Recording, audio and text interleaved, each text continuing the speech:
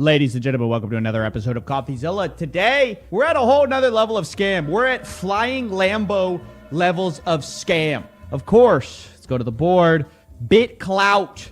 Yes, if the name doesn't already give it away to you, they're trying to mimic Bitcoin's notoriety, popularity. They say they're the Bitcoin of like profiles of social media. Have you heard this before? Buzzword. I'm just like Satoshi, guys. I swear I'm just like Satoshi. But they got big founders. They got Chamath. They got Sequoia Capital. They got a lot of big boys. What are they seeing that I'm not? BitClout. BitClout. It's hot on the market right now. Why do I think it's a scam? Why all these guys are cashing in? Let's find out today, shall we? Let's investigate this $200 million scam. Something I allege is a scam. By the way, founder, he's anonymous. Let's start there. But okay, that's fine, right? You say, when has a anonymous founder ever been a scam?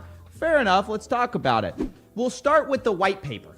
BitClout is a new social network which lets you speculate on people and posts with real money, and it's built from the ground up as its own custom blockchain, boys. So here's how it works. You buy a coin called BitClout, which you use internally to the website to purchase like creators and speculate on creators. There's only one tiny problem. How do you buy BitClout? With Bitcoin. Now, can you sell BitClout back for Bitcoin? Does it work the other way? Well, the answer to that question is a resounding no. The money goes to the anonymous founder, it seems, or somebody. We don't know who. It just goes to an address which is now received. Let's check that real quick. Let me see if my numbers are right. Oh, that's right. $200 million, boys. $200 million. Yes, of USD that you're not going to get back. Look, you bought into this stupid platform. You're not going to get it back. So what do you get for buying BitClout? Well, the only thing you can really do with it is buy these creator coins. And everybody has a coin, guys. You can buy your favorite person's coin. People like this. Now, there's only one small problem. The exciting people who are on this list that they're selling, they've tokenized everybody, and they're selling them as creator coins. Have those people bought into the platform? That would be a resounding no. So it turns out they're just stealing people's identity and selling it as crypto.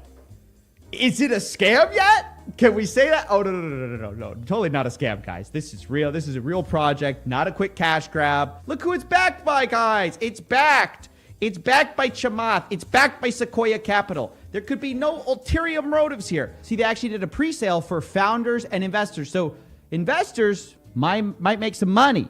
But you'll probably lose out. Well, because literally you can't. What are you going to do with the BitClout? How are you going to sell it? You can't. How do you get the BitClout out of the platform? What? Sell it for more BitClout? Hey, I'll sell you some Mr. Beast if you sell me some Leon Lush tokens, dude. No, bro. What is this? What is this new economy? Everything has to be tokenized. No, it doesn't, guys. I understand that everyone's excited about Bitcoin, that everyone thinks it's going to save the universe. All of a sudden, the world's not going to end anymore because we've decentralized it and it's on everybody's computer. You can download the earth on everyone's computer now.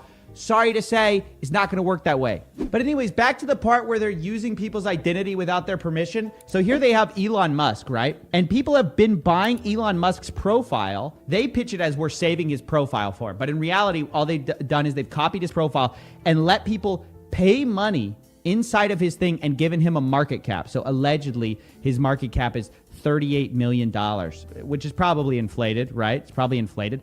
But they've made money off Elon Musk, and Elon Musk has seen none of that. Does everybody understand why that's wrong and they're going to get sued for it? And it looks like that's actually coming down the pipe. We'll talk about that in a second. But this profile is reserved if Elon Musk has not joined BitClout yet. Meaning Elon Musk could hate BitClout and think it's a scam, but they're profiting off of him. Now, do you guys, what's going to happen if Elon Musk goes, hey, give the people their money back? Are they going to get their money back? Probably not, because did I mention that the founder's anonymous? Oops. The founder's diamond hands. Now, some people have pointed to this guy being this guy Nader theory, because, yeah, they sent him a cease and desist letter, actually, for using, an identity without that person's consent. But to just tell you guys how insane this stuff is, just think about it this way. Let's say I launch a crypto coin. I say, hey, guys, come to iStealYourIP.com and buy some tokens, right? And it's like theft coin. .co or something like whatever. And I all of a sudden, the first thing you can buy with it is a Mario token or a Luigi token. Nintendo has not given me the rights to use that. I'm profiting off of them. And then if Nintendo comes knocking on my door, hey, I just say, well, hey, you can claim it. You can claim it. Here's the thing with BitClout. Here's the little growth hack that they're trying to use, which is that people can claim their BitClout profiles and get a percentage of that token. Now, the keyword is percentage, though, because BitClout's taking the lion's share. BitClout has already made the money on the Bitcoin transferred into BitClout. So what are you actually getting? Are you getting worthless tokens? Where's the actual value? The actual value is in this wallet, which is allegedly where all the money from this thing has been going to transfer stuff into BitClout. 209 million USD made from theft.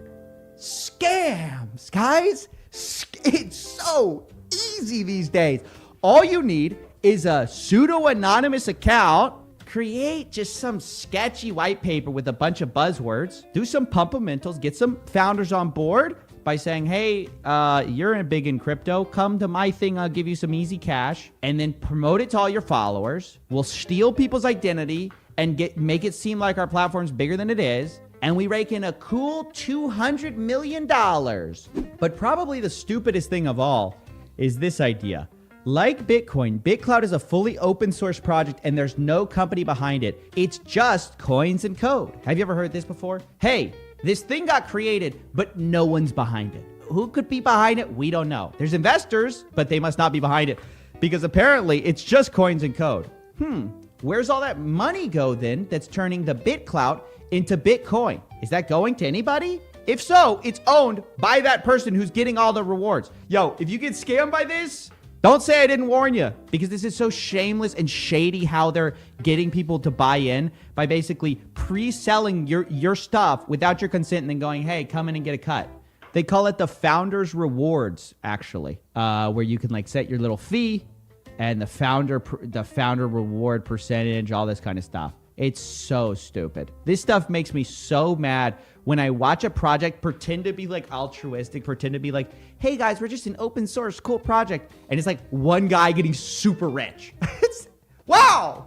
Where's the money going? That's my question. Not the BitClout coins. Where's the Bitcoin going, which is being used to buy this? I don't like it. It is a giant scam. You can translate this to any other world. Imagine pre-selling or tokenizing any kind of IP without consent. Be like, hey, I'm selling this guy's identity. It'd be like selling merchandise for any movie and then being like, yeah, you know, they didn't officially authorize it, but I'm sure they'll be cool with it. Now, in addition to them taking really popular profiles and preloading them on the platform, another problem and another form of identity theft is where someone else takes your profile and uploads it. This happened to my buddy here, Roberto Blake. You guys may know him from his YouTube channel. This happened to you, right? Like somebody just made it says official account rest equals scam, creative entrepreneur coach, 500K YouTube podcaster, keynote speaker. And there's $3,000 that's been spent on this coin. That's you. Yeah, it means that, I mean, they literally are scamming like my fans and people who would want to support me. And like, I don't even have a BitClout account. I only found out about this because one of my fans told me about it. They want to capitalize on the creator space without fully understanding it. This relationship between investors and creators is going to go well initially because I don't think they respect the space. I don't think they understand it. And I don't think they respect the relationship creators have with their fans. It's these big names that they want to take advantage of and all the recognition and traffic. So they just want to leverage these people for their audience. And if it goes sideways, they're going to leave people with a reputation-based business holding the bag. It's not cool. It does look like legal action is being taken, as I mentioned before. Already, cease and desist letters are going out. And yeah, I only see more of this happening, but by then it seems like the money will be probably gone. I fully expect some kind of prosecution to go down with this. I think what they're doing is absolutely deplorable. And I think it just makes the crypto space worse. Let me just ask you, what do you think makes you guys different? I mean, there's just so many services out there. Raging Bull really is the best place you can go to learn about trading stocks. These are actual guys who are in the markets trading every day. Ah, yes, the beautiful power of hindsight. Ladies and gentlemen, we're about to take a look at the Millionaire Roadmap Miami Mastermind. A little ad back in the day because I want to set up the whole stage for you. Because we're going to get into the gigantic lawsuit that just came crashing down on Raging Bull. But before that, let's see what they were advertising, ladies and gentlemen. Let's see what they were talking about, what all the buzz was about. Raging Bull is a couple of educators, so-called educators, that are going to teach you how to trade stocks, guys. How to trade penny stocks, how to trade options. For you, but I can tell you this much. If you don't take that leap, it's not going to happen. This is Jason Bond. He says he's a former teacher, but he quit all that after he made tons of money in the stock market, got himself out of debt, and now is ready to teach you. We're here to support you, just my mentor. Jeff is the big jefe. He owns most of Raging Bull, and he claims, oh my gosh, he's a genius. Guys, this man has a very high IQ. He's in Mensa, if you don't know what that is. It's a whole club for people who are obsessed with their IQ test scores. And his pitch is that he also can make you wildly profitable in the stock market, ladies and gentlemen. In fact, they were pitching something during COVID, and they were saying, hey, during COVID, you can make those pandemic plays that are going to make you a lot of money. That's what they called them, pandemic plays. And we'll get into how that went in a second, but let's finish this off real quick. I taught all of that to Kyle. He's made over $3 million. His top is on the plane. We are so proud of those accomplishments. We are going to make sure that we give you our best. Get in the Millionaire Roadmap. I want to see you on this jet with us next time. It's Hey, let's get on the jet, boys. awesome, and you can totally do it. Okay, so remember this. Freeze frame here. The founders of a company called Raging Bull tout themselves as expert stock traders who teach customers how they too can become millionaires. The Millionaire Roadmap. Marketing emails said they found a hidden bull market in the COVID-19 pandemic. Federal regulators, aka the Federal Trade Commission, say the company operators have defrauded customers out of more than $137 million over the past 3 years. And the coronavirus-fueled economic crisis hasn't tempered their reckless efforts to dupe vulnerable investors. Oh my gosh. So currently they're being sued. Just came out today, the news. Holy crap, boys. This is a big one. And here's the big news, right? Because these guys, all these traders, most of their pitch, I mean, I would say 100% of their pitch is reliant on them being successful themselves, right? Because who would buy from someone who's not a successful trader? So they all say, I'm such a hot shot. I made $250,000 in 6 months, or, $3 million in 2 years, or whatever it is. They all tell you that, and they tell you, you can be like me. I have a proven, path to success. But let's look at the truth. See, the Federal Trade Commission did some digging. Here's what they say. In one of my favorite sentences from the lawsuit, Bishop has incurred, and this is Jeff Bishop, the genius Mensa guy. Oh, he's so smart. He incurred substantial and persistent losses as a result of his own stock and option trading activities. He's a loser. Dude, Bishop's income is primarily derived from subscription fees consumers pay to Raging Bull. I mean, we know this, but to hear the popo say it, oh, it's so gratifying. I just love hearing the Federal Trade Commission hammering it home. Because if I say it, guys, they are going to call me libelous. They're going to try to go after me. But you can't get mad at me. I'm just reading off a lawsuit here. Don't get mad at me. Jason Bond, same thing. Incurred substantial and persistent losses. Guys, you're paying losers to teach you how to trade stocks. You're paying people who, quote, incurred substantial and persistent losses as a result of his own stock and options trading activities, end quote. This whole idea of join us on the jet. You guys can join me on the jet. Yeah, if you open your own RagingBull.com and sell subscriptions. That's where the real money is in stock trading. It's in selling how to trade stocks. Sorry, it's the truth. And you're going to learn it if you have to go through a course and learn it. Or you can learn it the easy way and just, hear what I'm saying. Look at the pattern of behavior. Look at history. This is where most of these guys who are not on Wall Street, who are unregistered, who are trying to sell you financial advice, this is where they're making their money. With the jet ads, with the hyper polished, oh, I want to make you money. I want to see you on this jet with us next time.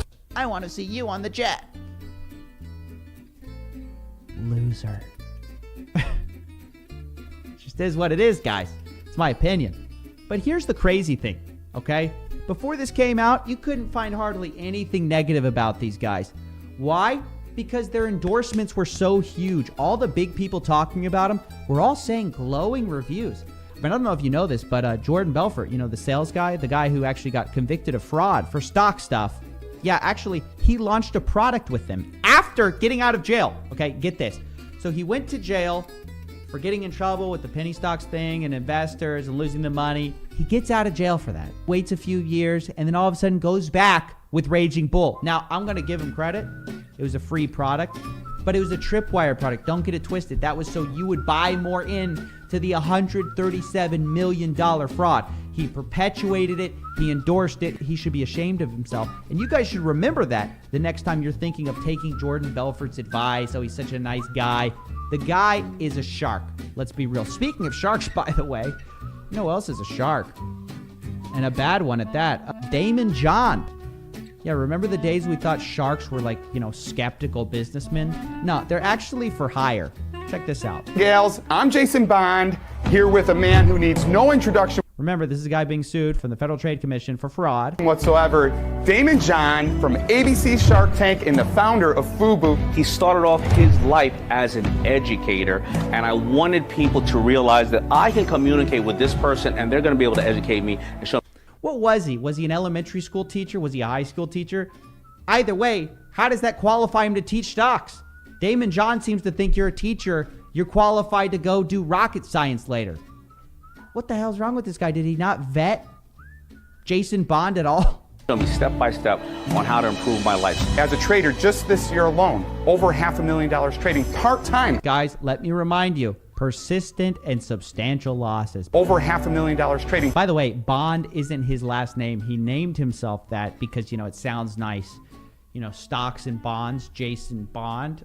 Anyway, this is what the gurus all do. Being a school teacher and now transforming my life to where I am today, that's a powerful move for me. Big career move. I went from a school teacher to being sued by the Federal Trade Commission. Moving up in the world. And I'm so happy that you're showing, my family all these things that they can do. And more importantly, I'm happy that you showed me because I'm doing it now as well. Guys, Damon John was paid for this endorsement. It was not, out of the kindness of my heart, I just like you. He was paid to do this. This is how social proof works. You think these guys just get endorsed by these crazy people? No, they pay for it. In 2020, you can manufacture all the social proof you want from anybody you want. You can get a Kevin O'Leary cameo. You can get the Titans of Trade with Damon John. It's embarrassing. Reason why I flew Jason out here, because after I realized that I was overlooking so much opportunity in the market, and I do know stocks very well, and I have excellent financial advisors. Yeah, I think that's where we're going to end it, guys. Credibility of Damon John destroyed. Credibility of this man, I'm not sure he ever had it. Credibility of Jeff Bishop sustained substantial and persistent losses. Credibility of Jordan Belfort also down the tube. It's a bad look, but a good lesson. Good lesson in these stock traders, these unregistered people.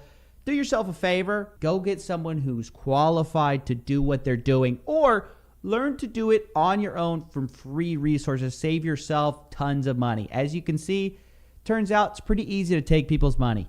With a slick grin, some crazy claims, and a few endorsements from some friends. That's all for now. We'll see you next time. And don't forget to smash like and subscribe. Thank you. What entrepreneurship industry actors mainly do is to increase confidence. Maybe the way to say it is that it's building up confidence more than it's building up competence. Success in entrepreneurship is just incredibly unlikely. Yeah. It is rare, right? That is one thing that we know for like a real fact in social science. It's really rare. Maybe we should start thinking about entrepreneurship as something we engage in through critical experiments where we try to disprove our idea, right? Instead of saying, let me take this idea and see if I can make it work.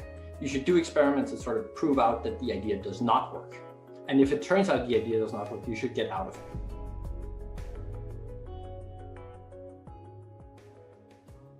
Ladies and gentlemen, welcome to Coffeezilla. Today we are talking to someone I've been kind of a fan of his work for a long time, but finally I get to sit down and talk with him. This is Dr. Hartman of the Copenhagen Business School. He is an associate professor And he wrote a paper about the, I'm going to totally mess this up, the Veblennian entrepreneur, AKA, I just want to say, because I want to call it this during this show, the wantrepreneur sort of thing. And it's towards an unentrpreneurial economy, the entrepreneurship industry, and the rise of the Veblennian entrepreneur. Can you summarize that idea for us real quick? Because I think it's a really interesting concept. Yeah. So thank you for the introduction, Stephen, by the way.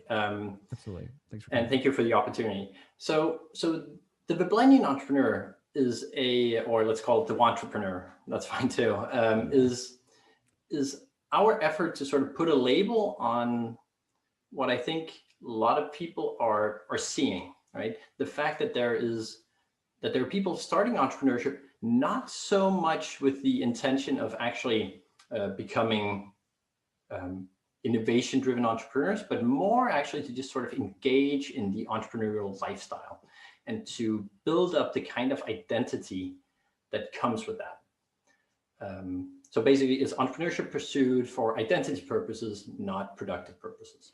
You guys have all seen this at whether it's your university, you've seen it at some coffee shops.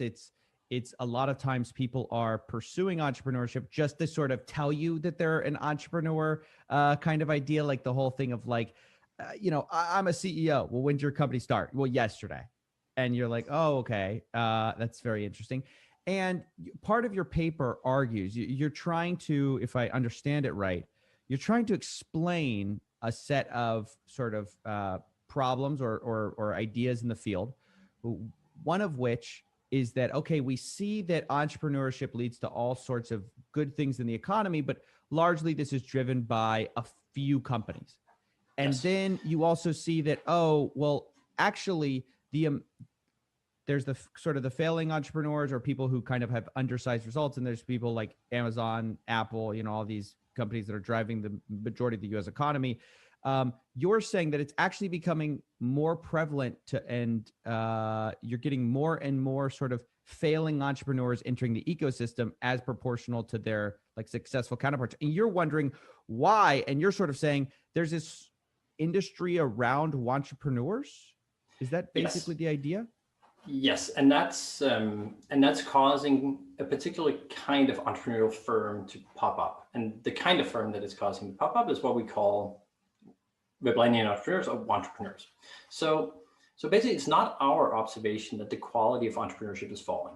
That's from other work, which is referenced in the paper. But basically, finding that like people tend to think that the U.S. is incredibly entrepreneurial, and that's actually not the case by international standards. Entrepreneurship is also becoming more rare in the U.S. There are fewer and fewer entrepreneurial companies in the sense that there are fewer startups. And the quality of those startups is declining, right? All bad things. All bad things.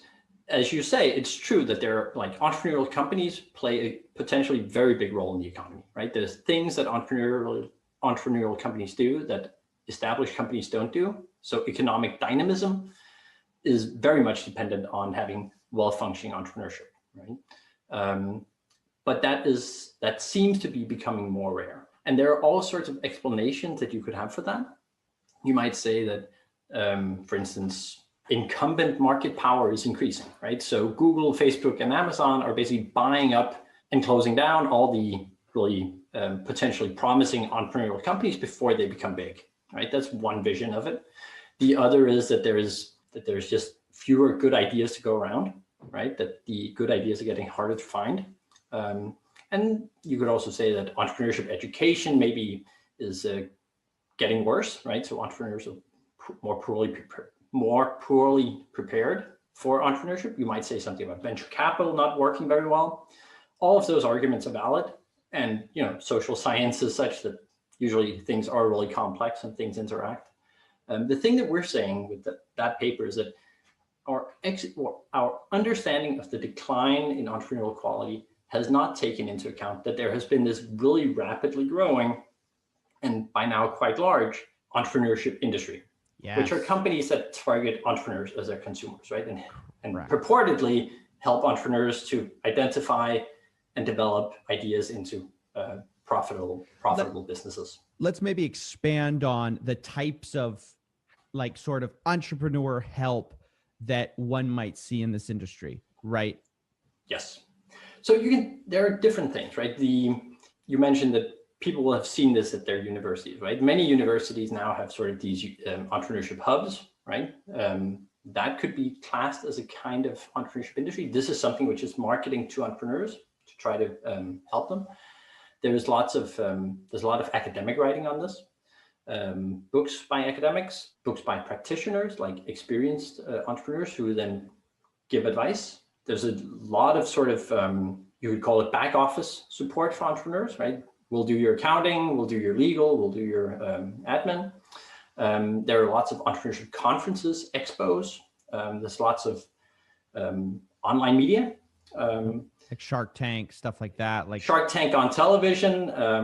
And then there's also like the Dutch type of business magazine, right? Wired, Fast Company, things like that. And basically a heap of books that you can get off of Amazon or anywhere else that will tell you about how to become a successful entrepreneur. Sure. Right? So there's a whole sort of suite of this that all sort of pretends to help entrepreneurs, right? Plus, of course, there are college courses, incubators, accelerators, things associated with venture capital as well. All sorts of things that are sort of trying to do this, promoting entrepreneurs, helping them identify opportunities, and turning opportunities into valuable businesses, right? And this is why I wanted to talk to you, because I read this paper and I said, oh my gosh, this intersects with a lot of what I talk about. I mean, obviously, sometimes I'm talking about outright scams, but a lot of times I'm talking about people who are sort of proposing that, oh, if you're wanting to go into Facebook ads or, making a little Amazon store or, starting an idea, come to us. We're going to help you if you just pay some nominal fee. And they make their living by basically taking these fees. So they're basically piggybacking on the entrepreneurship industry and saying, like, we are helping you guys become better, which is a fascinating take. And there could be a role for that if they are indeed making entrepreneurs better. But it seems like there's we actually see entrepreneurship quality, as you say, declining. And so, yeah, go ahead. Yeah. So I think it's like in a gold rush, right? It's always good to sell shovels, and you need somebody to sell shovels. Yeah, right? You do. For sure. Otherwise, there will be no digging. The thing about the entrepreneurship industry, I mean, we don't know a whole lot about this from research, but what we do know suggests that what entrepreneurship industry actors mainly do is to increase confidence. They increase people's confidence in their ability to become entrepreneurs. So they enter, right? We can see that if you consume more goods from the entrepreneurship industry, you tend to become an entrepreneur at higher rates. Right. But the performance of those ventures that consume the most goods from the entrepreneurship industry tends to be lower. Wow. That is really interesting. So you're getting people who sort of, you're encouraging people to join, and that's successful. They're successful at that, but it's maybe not so successful, or it's demonstrably not as successful at getting them to succeed. And in fact, maybe it's encouraging people to go into the entrepreneurship industry who maybe should not be going into it. Who at least, or maybe the way to say it is that it's building up confidence more than it's building up competence. That's a great way to say it. That might be a way to say it. Right. Yeah. And one thing you talk about is like also entrepreneurs, part of this new thing is it's not entrepreneurship necessarily as, a job as much as it is an identity. And the way you get that identity is by buying stuff instead of doing, like it used to. Maybe you would think that you'd become an entrepreneurship by doing, but actually there's some people are trying to become entrepreneurs almost by buying. I think that's right. So there are a couple of things going on. I think the fact that we have this celebration of entrepreneurs, right? I mean, I think that's uncontroversial. That entrepreneurship is one of the most celebrated things you can probably do, right? Yeah. And entrepreneurs are some of the most celebrated actors in the economy. Mm-hmm. That makes it possible to benefit from entrepreneurship simply by being an entrepreneur.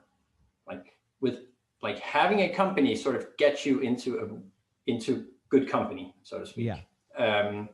So that it's infinitely better to tell your parents that you are working on your startup than it is to have work as a barista, which might actually pay you more because the entrepreneurship thing could actually pay you nothing, right? So that's one thing. The other thing is that because there is an entrepreneurship industry that provides goods and services, it becomes possible to consume those goods and services to do things that are similar to what you might call real entrepreneurs, right? I say that in scare quotes, right? Yeah. You can consume your way into an entrepreneurial identity because we have somehow separated the being an entrepreneur from the success of the endeavor, right?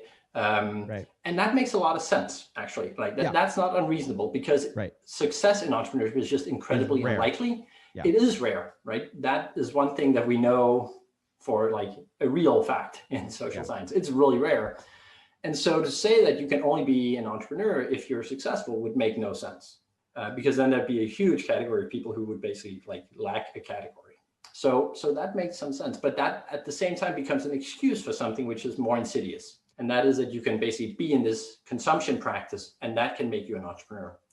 And that is useless to the economy. I mean, there's nothing useful going on there other than you're just spending money on things that aren't necessarily making you do anything, right? Because you're just it's just a consumption at that point of just the short answer is that it's totally unproductive, right? I mean, the term Veblendian entrepreneurship, some people might have had econ classes where they've heard about Veblen goods, which is basically the technical jargon for luxury goods. Things that get more desirable, the more expensive they get. So oysters, champagne, cars, racehorses, stuff like that, right? Yeah.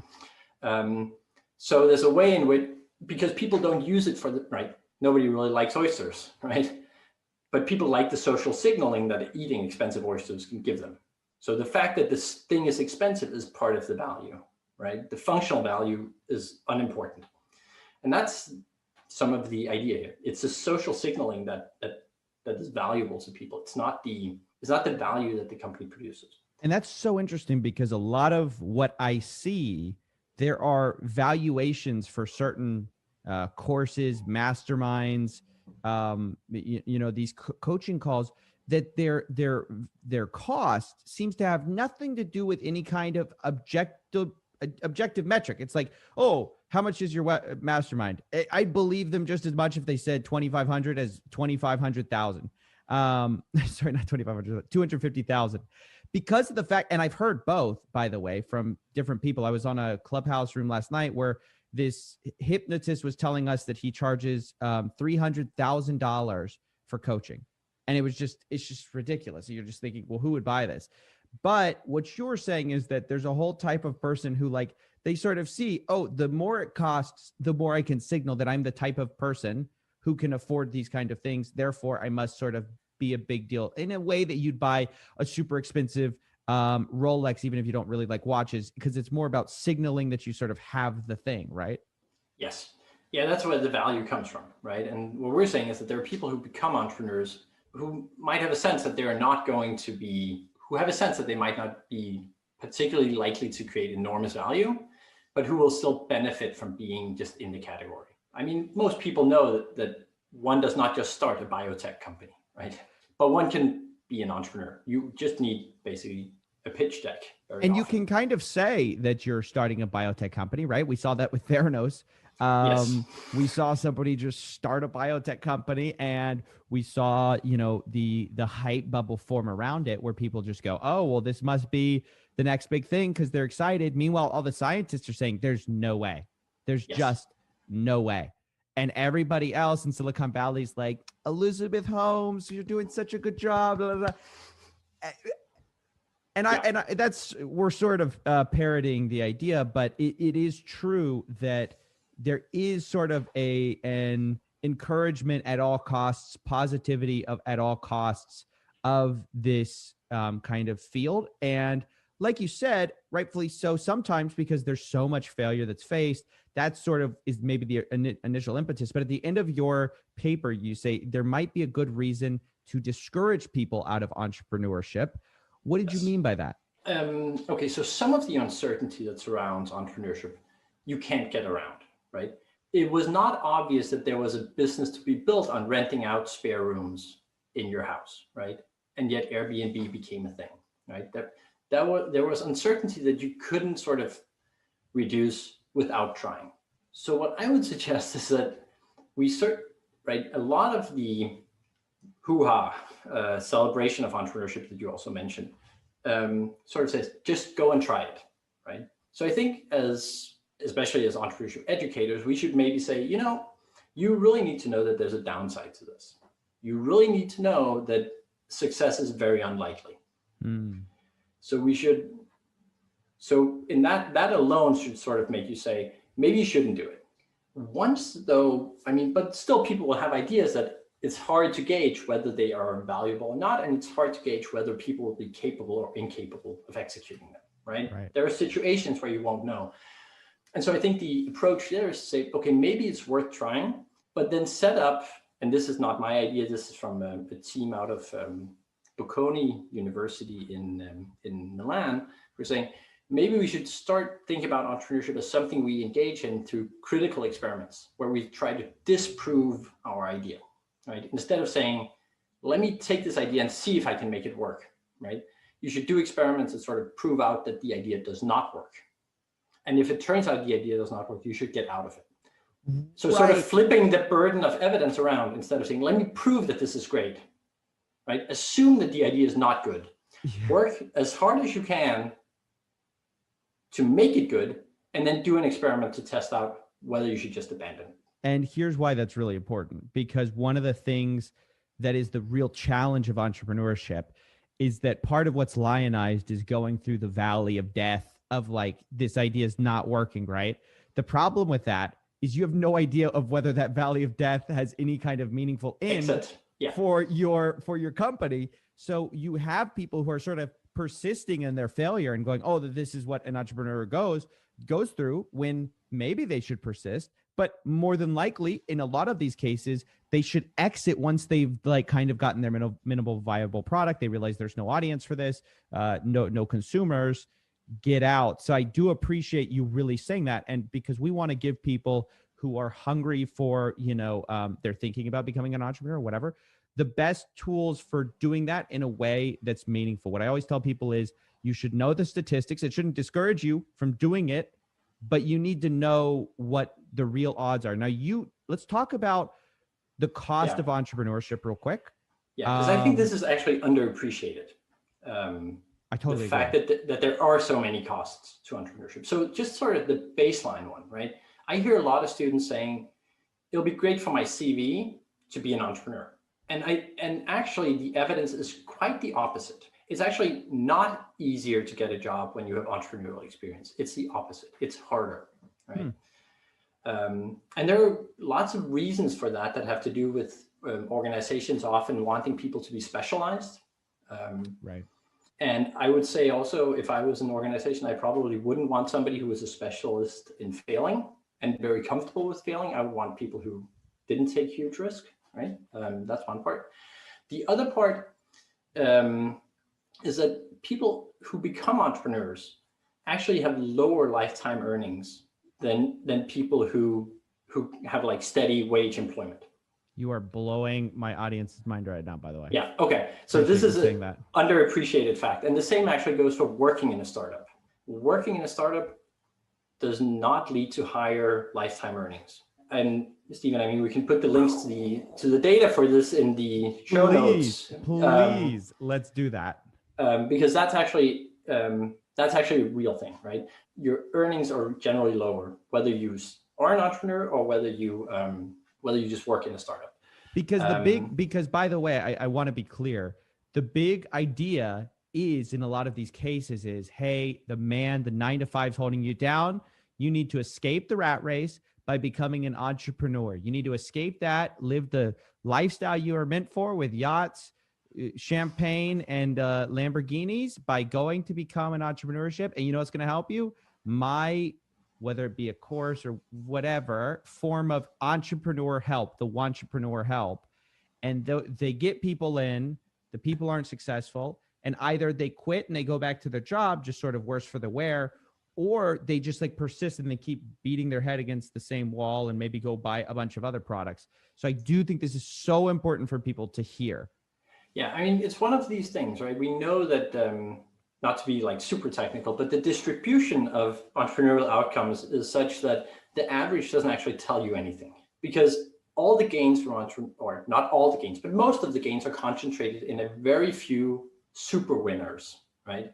And lots of people who are just getting zero, right? The economics of this are a little bit like professional sports or music, right?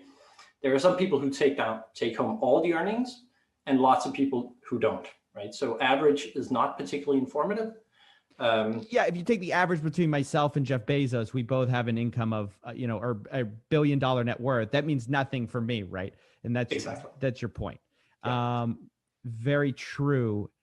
Okay, so how can people take that? There are more costs that I think are worth mentioning. Go ahead.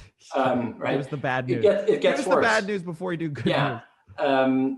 Also, it seems to be the case that entrepreneurs take more antidepressants and psychoactive drugs, right? Not in the illicit sense, but in the I understand clinical, like yeah, because entrepreneurship is incredibly stressful, right? Mm-hmm. If you were prone to depression, anxiety, things like that, it gets worse. And if you weren't prone, there's a good chance that it can push you over the edge. Often the uncertainty and insecurity that comes with being an entrepreneur, if you're not particularly successful, and the anxiety that comes with it if you are, right? Because you have employees who you're responsible to, it actually takes quite a strong toll on people's private lives as well. So divorce rates are higher, for instance, and probably just like relational strain all around, right? And you can see how this can be sort of compounded when we're dealing with not just failed innovation-driven entrepreneurship, but this sort of entrepreneur thing, right? Because there's some sort of, right, you can imagine how your partner who might be supportive of you trying something and being very sincere about it might support you as you're trying to build something and just not succeeding. But if your partner is seeing through this, right, and seeing that this is just identity work, you can imagine how that strain gets stronger. And you can imagine how once you start reflecting, once you've had a straight streak of failure and you see yourself as an entrepreneur, the psychological trauma can be sort of quite a lot stronger. And actually some of the depressing but interesting commentary on the paper after it came out has been from people saying like, I was a Viblanian entrepreneur and it hurt me, right? So some pretty heart-wrenching essays that I've been reading on that. Guys, in the comments, please put, if you were a wantrepreneur, say, raise your hand, say, I was a wantrepreneur. We want to know. So go ahead. So basically those are sort of the big things, right? We'll be testing this out, of course, more empirically over the coming years, but the facts of the matter are that entrepreneurship is it's not a great profession, right? It is sort of like trying to become a rock star NBA player, right? It's very unlikely to succeed. Lots of downside risk. Yeah, and most people ignore the downside risk because there's this incredible lionization of the entrepreneurship life, right? You've got just a constant bombardment of successful people, and you almost never hear from the people who don't succeed because they are by definition sort of excluded out from the success magazine. And so you think to yourself, well, wow, look, it looks pretty great. Looks pretty awesome to be an entrepreneur. And I really appreciate you saying that. Also, people should go look up. I mean, a lot of entrepreneurs, even people that everyone thinks of as like the most inspirational, like people think like Elon Musk, the GOAT, all that kind of stuff. He's the guy who's saying, hey, unless you like chewing glass, maybe don't be an entrepreneur. I mean, like, I think he said something like to that effect, like it's really, really, really tough. And he's right about that. And even then, right? I mean, even if you look at really successful companies, it becomes quite obvious that the fact that they were successful, of course, it has something to do with them having some talent. And, of course. But they also got lucky, right? If you look into the story of Twitch, for instance, pretty obvious that, I mean, it was not like Twitch was meant to be a great success from day one. Yeah, it started as Justin.tv, right? Yes. I'm Right, interviewing. I'm interviewing the founder soon. Oh, great. Fabulous. Do you have anything to say? No, I mean, it's just like, I mean, they were obviously able to recognize an opportunity when it came. Yeah. But they recognized a lot of opportunities that weren't really good opportunities. And I think, not like they did great, right? But they were lucky also to, in some respects. I think probably he will be the first to say that. I mean, enormously, because you had to sort of be the guy catching the wave of live streaming sort of, and there's no way he probably fully understood what that meant or could have foreseen some, Amazon buyout in his future. But yeah, I think so. That's a really great point, is that of course luck is involved, and hugely involved. Let's talk about like one final thing. I love this. I love the passion. Okay, so one final thing, right, is that people think that young people are good entrepreneurs, actually, and that's blatantly not true.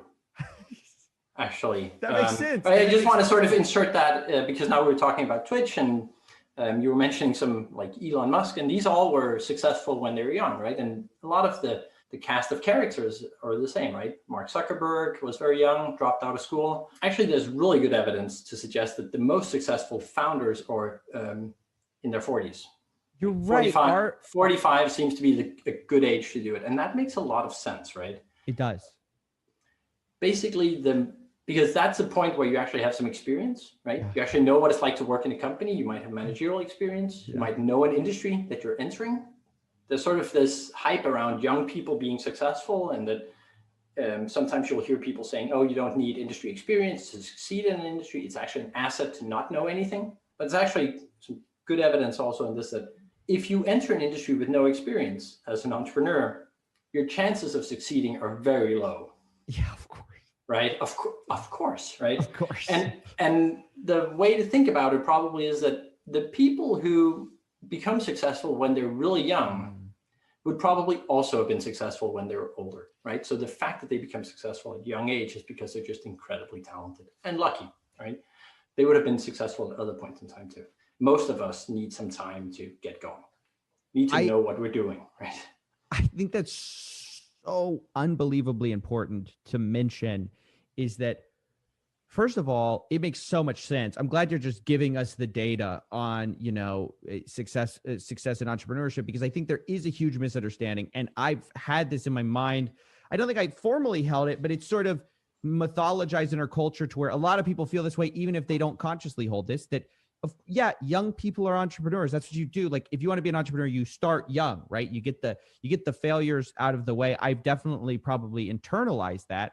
And there is an idea too that you don't need domain expertise. This is a big idea that you can just sort of be Elizabeth Holmes and you can just walk into blood technology and you can just innovate, because that's what Silicon Valley does. Explain to us why we need domain expertise. I mean, I get that it's a bit obvious, but maybe you should just explain. Well, I mean, again, it depends on the industry, right? But I mean, very often being able to even understand the technology in a given field, right, will be very important. Understanding the business models that underpin a given field is going to be very important very often. Being able to understand the right people to hire will often be very important, and be able to engage in the networks and in the industry culture will often be very important as well, right? I mean, you're trying to compete for the same customers, right? So having industry experience will often let you understand the customers that you're going to be dealing with, right? Or very often we find that people, right, they've worked in a given industry, construction, for instance, and then they develop an innovation that they're going to sell to construction companies, right? Because during their work, they identify a problem and then they come up with a solution for it that they then sell to their old company, and companies like it, right? So industry experience is going to let you know what are actually the problems in an industry. And all of that is going to be generative, and it's going to help you not just get good ideas, it's also going to help you sort bad ideas from good ideas. Right? So finding out what are the low value things as things that are never going to fly. So what you're telling people is it can help to get that industry experience first, because you're now making money instead of just like floating and probably losing money. You can do that. You can gain industry experience. You can identify a need. You can gain that domain expertise. You identify a need once you have that domain expertise, and then you launch a company later in your life when you're actually more likely to succeed due to you have experience. Plus, at that point, you will maybe be in a different place financially. Yes. Which can also be very important. Like one of the things that I find really depressing is that venture capital will often say that before you ask for venture capital, you should do a friends and family round, right? Which basically means you should ask your parents for money or your friends, right? It's a very nice way of saying, yeah. Ask when you're young, you're going to be asking your parents for money, right? And sometimes parents will do that, right? But often, like if you're not coming out of a very wealthy family, they will be giving you their life earnings, right? For your idea. And you can easily imagine how that really is going to strain relationships if you don't succeed, right? There's a real social downside to that. The fact is, if you wait until later, chances are that you will have friends who actually have money, right? And who understand the industry and can help you, not just with money, but also with other things. It also pains me when people like borrow against their house or something like that, right? To persist in a venture. It's very painful, right? As sort of a precautionary principle, if you know that entrepreneurship is really risky, right? You should think about it like buying lottery tickets. You should only bet with house money, so to speak. You should only pay with money that you can avoid that you don't mind losing. Yeah. And you should definitely set hard stops for yourself. In the sense that you can keep digging.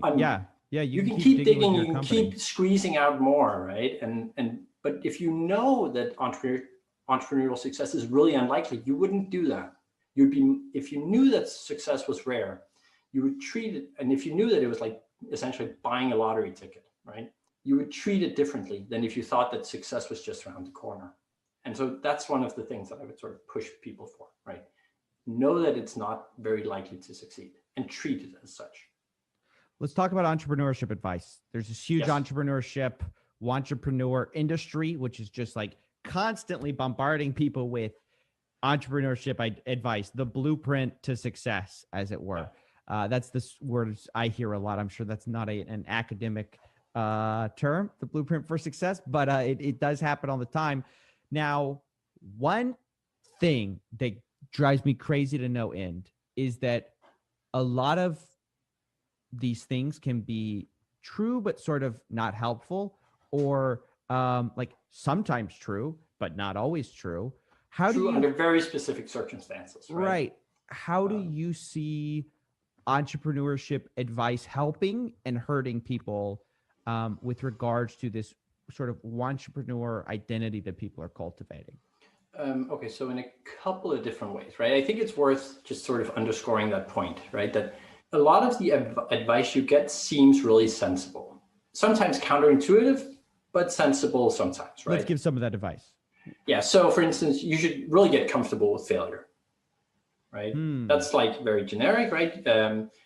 Something surrounding like the minimal viable product, for instance, right? This idea that you should just like try to get something together, put it in front of customers, accept that it's not very good, and try to learn from the experience. Right. Other advice, like just pitch, right? Just don't take no for an answer. Try your idea with many, many investors. If they don't give you money, keep going. Yep. Now, all those things, I think, can seem reasonable, right? And it seems to be the case that you can find successful companies that have done that, right? You can also find lots of successful companies that didn't do that. You can find successful companies that did do it, but that wasn't the reason that they succeeded. And you can find lots of unsuccessful companies that did it, right? That did something similar. So if you take something like the minimal viable product, right? There's a way in which telling people to just like try to get something together, put it in front of customers. If they don't like it, right? I mean, I think it's the Reid Hoffman of LinkedIn has this idea that if you're not ashamed of the first version of your product, you're doing it wrong. I think it's important to keep in mind that failure is never good. Sometimes you need to build up a certain tolerance for failure to take risk, right? Yep. But failure is never good. We should say, just to be clear, it's not good in of itself. I mean, I think a lot of times it's lionized because the examples people are using are successes that are failures that led to future successes.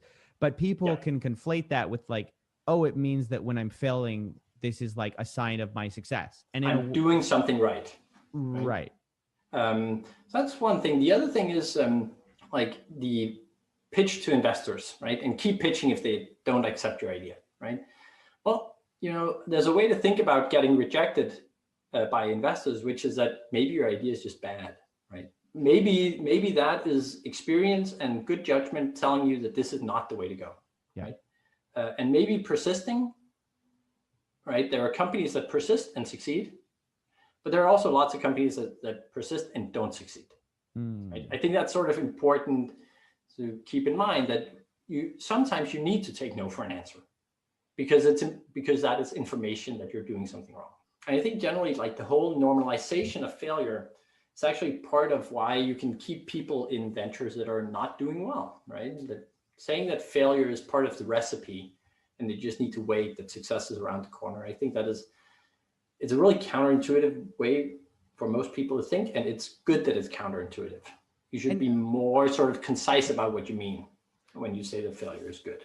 Yeah, I think the tricky thing is that for some people that really is how they succeed, is they just keep failing and they sort of accumulate experience through failure.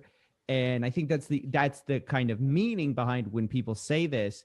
But what you're saying is, yes, but there are a lot of people who take that advice, which might be good in a corner case or in a case of, you know, this person over here. For Reid Hoffman, it might be good with his minimum viable embarrassing product, but it could be really bad for a lot of other entrepreneurs. And you should be smart about taking that advice or sort of like holding it very loosely, that type of advice. Yes, you should definitely think about how far am I willing to go? And I think you should commit to that before the fact. This is the amount of time that I will spend trying to get this to work. Because people are going to have different circumstances that allow them to take more or less risk. And it's easy to just sort of get pulled in. This is what economists sometimes call the sunk cost fallacy, right? Or if I spent a year on it, I might as well spend another month, right? And I think that's definitely worth considering. And I mean, some of the advice is much more, technically we'd call it contingent than it's given credit for, right? It might work, but it might also just not work at all. And being smart about when that advice is going to apply is very difficult. And I think, and the basic problem is this, I think, people go to ask for advice because they don't know what to do, right? So they have a so if you knew how to gauge the value of the advice, you wouldn't be asking the advice very often. Right? So by definition, when you get the advice, you are sort of it's hard to know if it's good advice. It's very hard to know if it's good advice when you get it, because if you knew whether it was good advice, you wouldn't be seeking good advice. Right? That's hilarious. So I think it's very worthwhile to sort of trying to separate yourself, right? The basic thing that you should probably do, I think, is to say, how much time and how much money am I willing to invest in this? Correct. And commit to that, right? And say, it might be that success is just around the corner, but I don't know if I can wait that long, right? That's one thing. And then the other thing is to definitely do some work to separate oneself from the hype. To say, okay, I don't care if it worked for Facebook or LinkedIn or whatever. What are the chances that this might work for me? And then treat your idea as something that you're trying to prove out that it won't work so that you can get out, right? Prove out that this is too good of an opportunity to not abandon, right? Right. I think that's the way to think about it. And don't be afraid to pick up some industry experience before you jump into your big idea. I know every idea seems like it's pressing and it has to be done right now. But I think you made a really compelling argument to maybe hold off a bit, get some real world experience before you go launch your entrepreneurship career. And I mean, like, not every idea is worth dropping out of school for, right? And there's a big difference between dropping out of school because you think it's too easy, right? If you're Mark Zuckerberg and leaving Harvard because you think it's too easy, that's very different from dropping out of pretty much any other school because you think it's not quite relevant. Right? Yeah, that's very different. And that's a very different sort of information you're getting about your potential. And to be very clear, no, absolutely. And to be super clear, you can look at the outcomes of people with degrees, and especially like Ivy educated degrees, and you can look at the difference between that and people who have dropped out. On the list of billionaires, 30 millionaires and up, it is just overwhelmingly dominated by people who have sunk a bunch of time into their education, regardless of whether you think education's overpriced or not. Yes, it probably is, but it's also underutilized. I think if you sort of have the willingness and the drive to become an entrepreneur and to work as hard as some people are for that, I think there's a way to get much more out of college than most people do. But that's a separate discussion. But sure, I think that's interesting. Underutilized, probably you mean in the sense of how you're using the resource, right? How you're using the access to people who know something, how you're using the access to networks, how you're using the access to information. I mean, because there's no shortage of people going to college and, just kind of benefiting as much as they could. Yes. Not paying as much attention as they could. You know what? I think there needs to be a paper about the Veblennian college student, because there's certainly like an identity class of like, oh, I'm just, going to school. That's a separate discussion for a separate time. But, but absolutely. Yeah. So one of the things you shot an email about is alternative strategies for people. You talked about Joshua Gans. Have we talked about that yet at MIT? We haven't. Joshua Gans is at Toronto and has done some interesting work with Scott Stern at MIT. And they basically have a whole series of papers about, you can actually get the book for free. It's online. If you search for entrepreneurial strategy, you will be taken to the website and you get the book for free. It's a really good book. Highly recommend it. One of the reasons that I mentioned that in our pre-discussion was that, people sometimes have the impression that disruption is the way to be an entrepreneur, right? Disruption is one of these things, right? You should really go after challenging industries, upsetting the incumbents, things like that. I recommend that book because it's so helpful for thinking about different strategies and often less risky strategies to pursue with ideas, right? There are going to be cases where disruption is probably the right path for an entrepreneur to take, but there are often alternative strategies that are worth considering and testing out that will, like disruption is probably like the most risky thing you could do, right? Right, you're trying to change. You're trying to fundamentally change an industry, unseat incumbents and like established firms, like trying to take down Blockbuster, Ford, whichever, like name your industry incumbent, right? And very often that is going to be an incredibly risky strategy for all kinds of obvious reasons. Their work is interesting, I think, because it can probably help people think about the value of doing some things that are less risky, but nonetheless, that are going to be lucrative and interesting for many people, especially if you have industry experience. There are ways to think about any given idea in more or less risky ways. Do you think there's the reason that we only think largely of,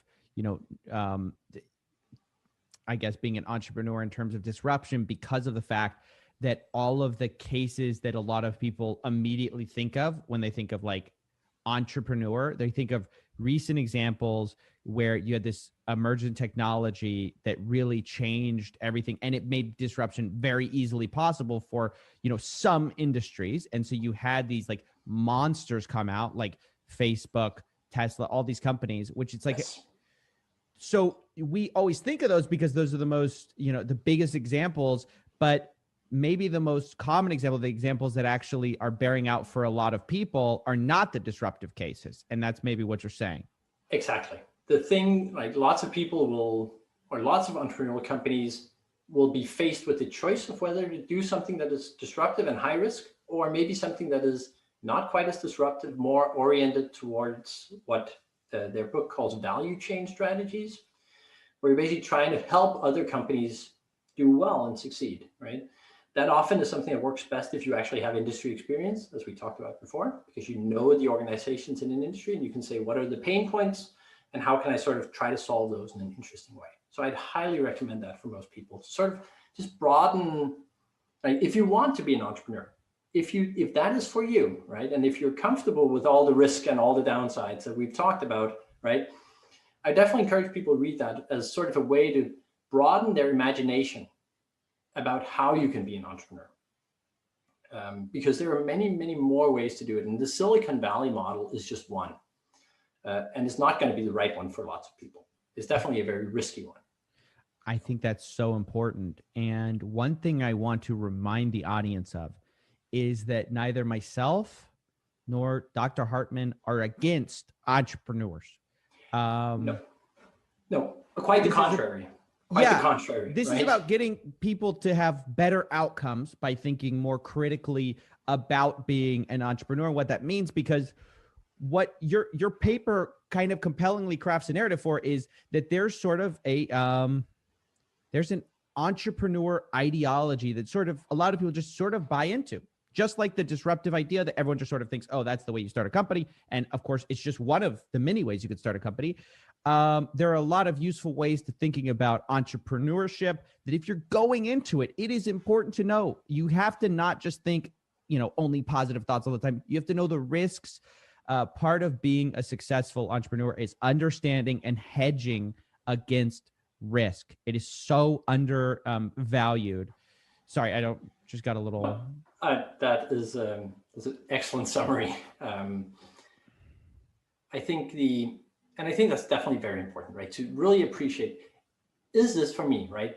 Like we talked about this, that there is being an entrepreneur has something of trying to be a professional athlete about it, right? Right. So that for most people should be a red flag saying, no, I'm not going to do that. Mm-hmm. If you are called to do it, right, then you should definitely know the ins and outs of it. You should think about the different ways that you can approach this. You should know about the kind of things that are really risky and the kinds of things that will get you injured and the things that will push you out of the game, right? Yeah. And that will lead you to costs that you don't want to bear. I think that's really important. Because as you say, entrepreneurship is super important, but well-functioning entrepreneurship is even more important. Like the economy does not work without entrepreneurship. We tried economies without entrepreneurship. It was called the Soviet Union and it wasn't great, right? Yeah. So we need entrepreneurship a lot, but we also need it to work well, and we need people to not be misled about what it is and the kinds of risks that are involved, for sure. And the realities of how to do better at entrepreneurship. I mean, I think the funny thing is you're presenting us with sort of like hard data on what so many other people are promising to make you a better entrepreneur. And you're telling us what entrepreneurship success looks like in the data. And I think that's so important for people who are, in the audience who are interested in that, to really take to heart. So I will link. We will talk about a lot of the papers and the sources you cited for statistics related to success, when you're young or when you're old. We'll talk about, education. We'll have the educational strategy book linked in the show notes. And also, of course, I will be linking the paper, which I found I have cited that paper a bunch of times sort of informally on the channel. And I knew I always wanted to do an interview about it because it holds a near and dear place to my heart. But let's be clear, this is a theory, right? Like this is part of academia, is that you are proposing a theory to fit data that is happening, which is like declining entrepreneur outcomes. Would you like to talk about that a little bit, like hedge a little bit of what we're talking about? Right. So I think people should read the paper, actually, because what we're doing is we're proposing a way that things might work, right? And there are different interpretations that one could make. What we're suggesting is essentially a hypothesis, right? Mm-hmm. Academic production is such that you often have what's called a conceptual paper, which lays out an idea, and then you have empirical studies that basically present data, right? And we're in the process of beginning those the data collection. But I'm producing different hypothesis papers. And this is one, right? The paper that you can find online now is not published yet, so it hasn't been through peer review. The peer-reviewed version will be out by summer. It has been accepted for a journal, which is called Research in the Sociology of Organizations.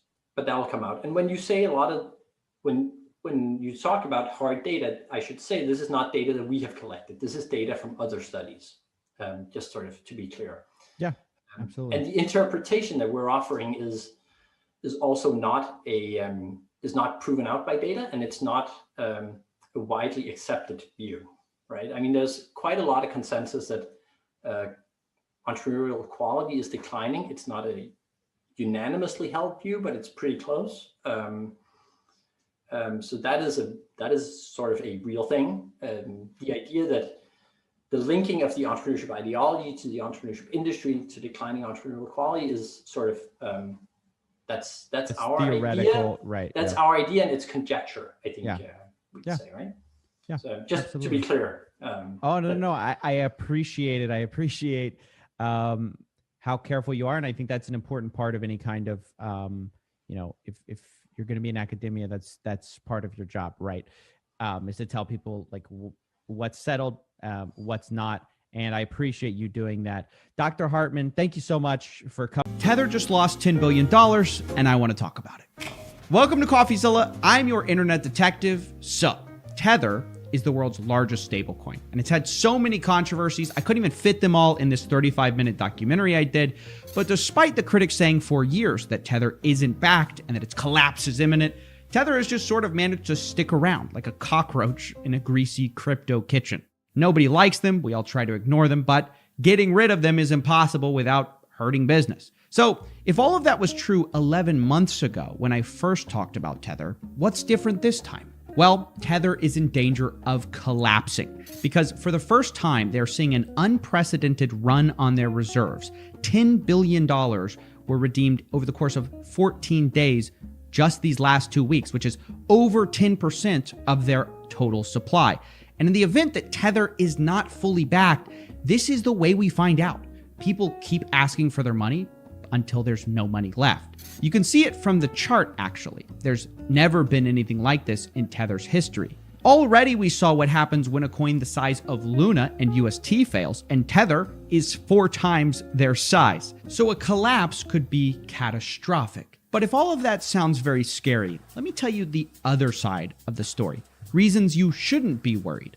Because according to Tether, they're fully backed 1-to-1 by US dollars or equivalents, unlike Luna, which wasn't backed at all, meaning Tether could keep losing billions in theory and still have money to redeem their tethers right until the very last one, which is very unlike Luna. Tether also claims to be world-class in transparency and regularly releases reports from accountants that agree Tether is 100% backed, your money is safe. So you might be wondering, why are so many people, including myself, afraid Tether will collapse? The answer is quite simple, actually, because Tether and their executives are about as reliable as Amber Heard, if you want to know where all their money is. If you haven't already watched my documentary on them, Tether mints new lies about as often as their magic dollars. They lied for years that they were backed 1-to-1 by US dollars, and the New York Attorney General accuses them of covering up losses to, quote, protect their bottom lines. Like, holy crap. So that's the thing. I'm not exactly accusing Tether of beginning to lie. I'm saying if you want to believe Tether, you have to believe they stopped in the first place. And that really is the bullish case on Tether. Nobody even tries to defend their past actions other than to say they've changed. In fact, here's an example of that, a Reddit post which says, Tether is shady, but is it a scam? Let's find out. Yeah, believe it or not, that's a defense of Tether. And in other news, that house over there is smoking, but is it on fire? Not only that, defenders of Tether also point to attestations from independent accountants. How could this be a big farce, they say, when Tether releases reports that are checked by accountants, right? The only issue with this is that those accountants are from the Cayman Islands, which, is sort of the place you go to if you want to dodge financial regulations. And look, I get it. Some people think that accountants are mystical creatures that are bound to the truth and literally incapable of lying. But unfortunately, they're just humans. There are good ones, there are bad ones, and then there are outright fraudulent ones. Like, people seem to forget Enron, which operated for 16 years on the basis of fraudulent audits, which Tether hasn't even released an audit. They've only done attestations. Meanwhile, Enron got one of the top accounting firms, Arthur Andersen, to say that they were making billions of dollars in profits while actually losing money. Like, that happened. And if you had listened to their independent accountants, instead of paying attention to all the red flags, you would have been fooled right up until they collapsed and you lost all your money. So I do think something similar could be happening here. I think people are underestimating the risk that MHA Cayman, which was formerly More Cayman, is just lying outright. And that's not an accusation, it's just a statement of probabilities. Either Tether has stopped lying or they didn't. And of the two of them, I personally think the second is more likely. But obviously, it'd be great to know for sure. And one way we might do that is by trying to get the exact records of their reserves, which incidentally, CoinDesk tried to do, and Tether fought and has been fighting in court. They don't want to release the information, saying it would expose proprietary business information. So there's that. Tether doesn't seem to want everyone to know the exact truth of how backed Tether is really, but whatever the number really is, whether it be 100% backed, 99% backed, 50%, 20%, really what that ends up meaning in reality is that's just the number of dollars they can redeem until they're insolvent. And that's exactly why it's scary when suddenly people start redeeming billions of dollars, because now we're stress testing this thing that's sort of propping up a lot of the crypto markets. You only find out if a bank doesn't have the money when people decide to withdraw all at once. And so that's actually another thing I wanted to talk about, incidentally, is who is redeeming all this Tether, because it's not the individuals making a run for it, your average Joe. It appears to be the whales, the guys in the know, which is a very scary thought. We know this because Protos did a massive investigation into who bought the majority of all Tether ever acquired. And what they found is that most of Tether was bought by market makers and big funds and companies. Individuals only bought a tiny fraction. Add to that the fact that you can't redeem Tether except in chunks of $100,000 or more. And this isn't retail traders that are heading for the exits. It's the whales, the institutions like Alameda Research and funds who are taking their money out. And that begs the question, what do these big whales know? Are they just scared of what happened with Luna? I don't know, it's possible. Or is it something else? Either way, I would say if you see a lot of people running towards an exit and you're not, you should probably wonder why they're doing so. And while I certainly hope nobody loses any money on this thing, I think Tether is ultimately a ticking time bomb, which incidentally is what their logo sort of resembles, a nuclear bomb explosion. Anyways, that's basically all I wanted to talk about. Pump the stock, it's fully backed. And thanks for watching. I have a master's in chemistry, I have a master's in business administration, I have a master's in management. Yeah, 1, 2, 3, 4, 5. So these are 5 from colleges I never went to, okay? And they were issued in less than 3 days. Let me surprise you a little bit more. You can even get a PhD. You can even be called a doctor. You can get all this stuff. Like Dr. Evan Lutra. Yeah, seriously. You can actually become a doctor. You can be called a doctor. And the best part, let me baffle you absolutely. You can see all these. These are stamps from the government. You can get it stamped from the government, even a toilet paper, an ordinary piece of paper. Okay, just have a look at this. Just have a look at this. Can you see how shabby it is? Yeah. Okay. Yeah. This was attested by the government. And explain to people what attested by the government means. That means they stamp their seal of approval and say, yes, this is what it seems like. This is an authentic, original document, valid. They have verified it. The college is real. The degree is real. The paper is real. You have like 5 degrees, a master's in chemistry, an MBA. You've got all these things, and you're going to break down how you got to them. This is really, really old, in the sense that I knew fake degrees existed right from a very young age. How my mother had it, my father had it, literally anyone could get it. Anyone. They had fake degrees.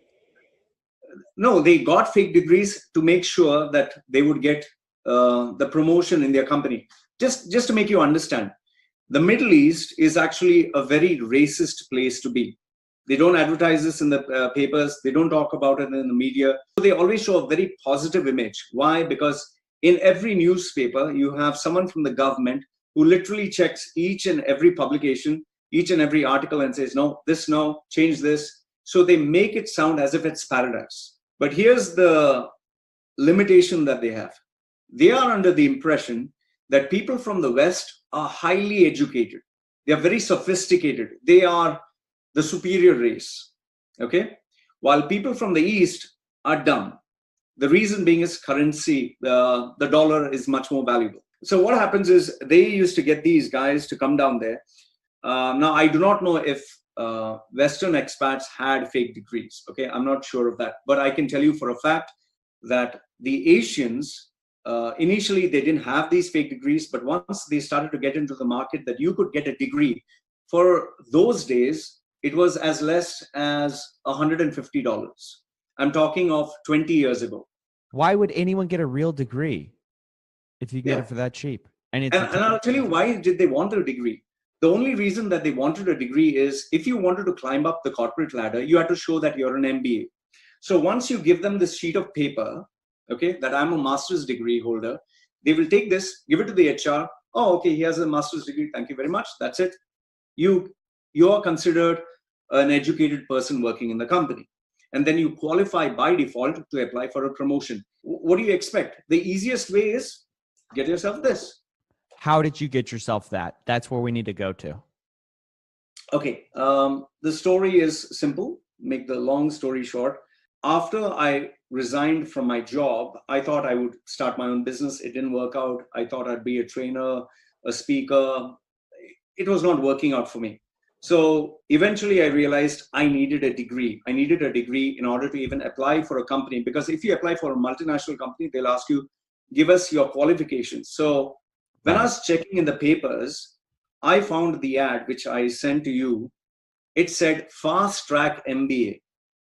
No degree required. You can just get an MBA. Just imagine you can get a fast track. Those days, Gulf News, College Times, they used to advertise this. Today they don't.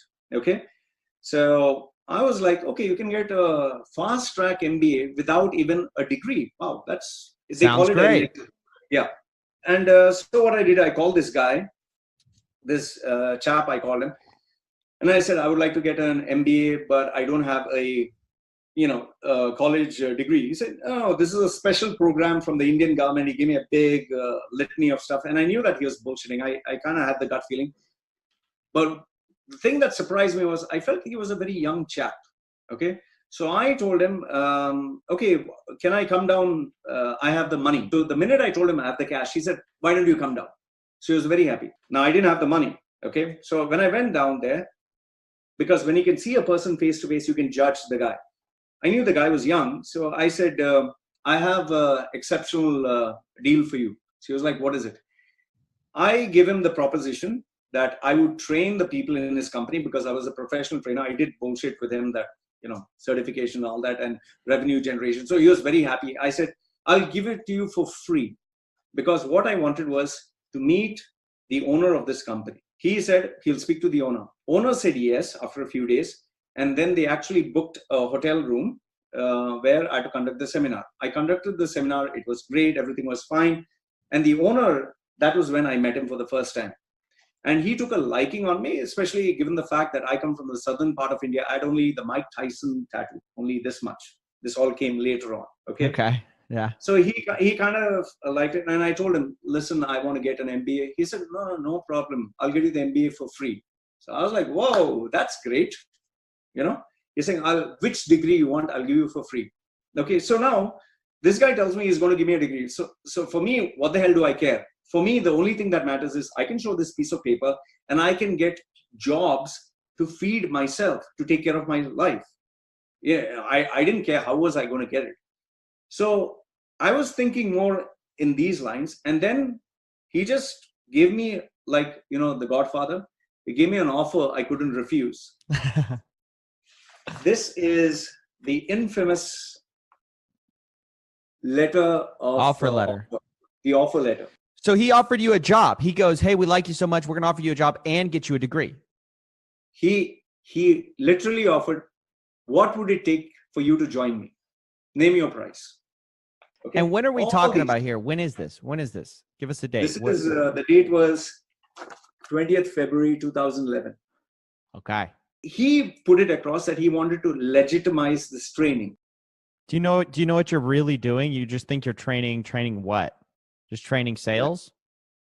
That's what I thought. I was under the impression that I'm going to train people, okay, and give them value, and we're going to grow the brand. What he had in mind was the money that was coming from the illegal business. He was going to take this the black illegal money business and is convert fake it into degrees. legal business. Yeah. Okay. So, for me, it didn't matter what the hell he was doing.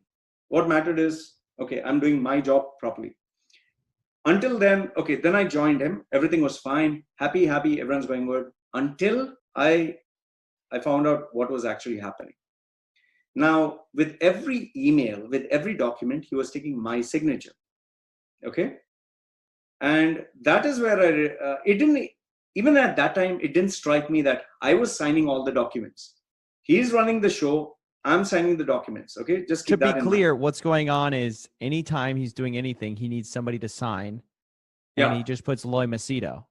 Yeah. So I was signing the paper. In fact, it was not only me, it was 2-3 other people. Okay. So he was taking our signatures. Now, I still didn't think about this. It didn't strike me that what was I doing? Where it actually baffled me was when he took me to India and he made me meet these people with this cash, which we spoke about, the money that I was like, man, this is really big. This is not small.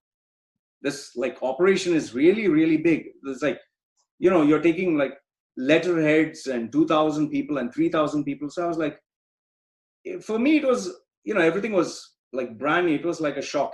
And then when he sat down with this guy at Indira Gandhi University and Mahatma Gandhi University, he actually decided sign up a deal where they would open up centers in UAE, Bahrain, Qatar, Oman, Saudi, 5 countries. And I was like, you're going to open, I thought he was opening training centers. He's going to open all these fake degree certificates in all these countries. Okay. And I was like, listen, if you're going to open up stuff, you need to have systems in place. You can't just start opening up. But he wanted to be the next Jeff Bezos, the Mark Zuckerberg, the Elon Musk. He wanted to be that big, Of like fake degrees or what? Or is that where he wanted he to wants be to rich. legitimize? He just wanted to be rich. Okay. Well, fake degrees seems like a good way to do it. Okay. So he was super ambitious. He believed nothing could touch him. Okay. So as he started telling me all this, we started to disagree on a lot of things. This India trip that we went, from being really close friends, we started to argue and debate, and we were having massive indifference, okay, between us. We were not agreeing on, and that is where things started to get really bad. At this point, you probably know how the fake degree process works, no? Because you now have a fake degree from him. How does that work? I mean, he says he's going to get you a fake degree. Does it just come in the mail? Like where does it appear from? Okay. He doesn't just put your name on top of something, does he? Okay. To make you understand how he had taken me for one of these centers, okay, one of these centers, how they do it. What they do is they get all these people come to the office at a stated time. It is going to be locked from the outside. Okay. People come in and it's locked out. So outside it shows closed. Inside, all the people are there, lights, everything else. So it looks like a training institute. Everybody will be seated on a particular desk. You will have the question papers. I've sent you the template. You'll have the question papers there. You'll have blank sheets of paper. You're supposed to write down the answers. The answers are also supplied. You write the question, you write the answer. So it's like you've actually Hang on, slow down, because that's amazing. So wait. So they give you the questions, but they give you the answers. Yeah. And you have to write the answers down. Now, if in case, and you have to write it within the 3-hour time. Now, this is where the upsell happens. Like, McDonald's burger, would you like an upsize? So in the same way, many guys, because they have not written a paper for so many years, and I'm telling you this, you're talking of managers in multinational companies. Managers, senior guys. Goodness gracious. Okay. So as they are writing, their hands would pain and they would be like, I can't. And the owner was busy waiting there. Oh, if you want, we can give you an upgrade. So what is the upgrade? We'll get somebody else to write the papers, but you don't have to write it. You can just go. So you pay a little bit extra and somebody else will sit and write down the paper for you. Okay. Now, There why are- do they need these? Why do they need these fake answer sheets if you kind of already have like this template you can just write someone's So name if there on? is any verification done, you have all the papers. Oh, he wrote the paper. Oh, you Yeah. can say, oh, whatever. It's there. And it's backdated. You wrote it today, but it's backdated like 4 years, 5 years ago. How much did everything cost? Like bachelor's degree, master's degree, PhD? The rates that were in 2011, I don't know the rates right now. I've not been in touch with them ever since he tried to get me killed. Okay. It was, you can get one for $1,000. You can even get for $500. Okay. It depends on who you're getting. Yeah. Bachelor's. Then it goes to, from $1,000, it goes to, let's say, $2,000 or $3,000 for a master's. And it depends where you want to get it. You want to get it from the United States, you want to get it from UK. Quality, it depends. It's like, are you buying a Toyota, Lexus, BMW, Rolls Royce? And then over there also you have multiple options. Okay. Would you want it to be signed on by a minister, a big guy? The bigger the name, the bigger the amount.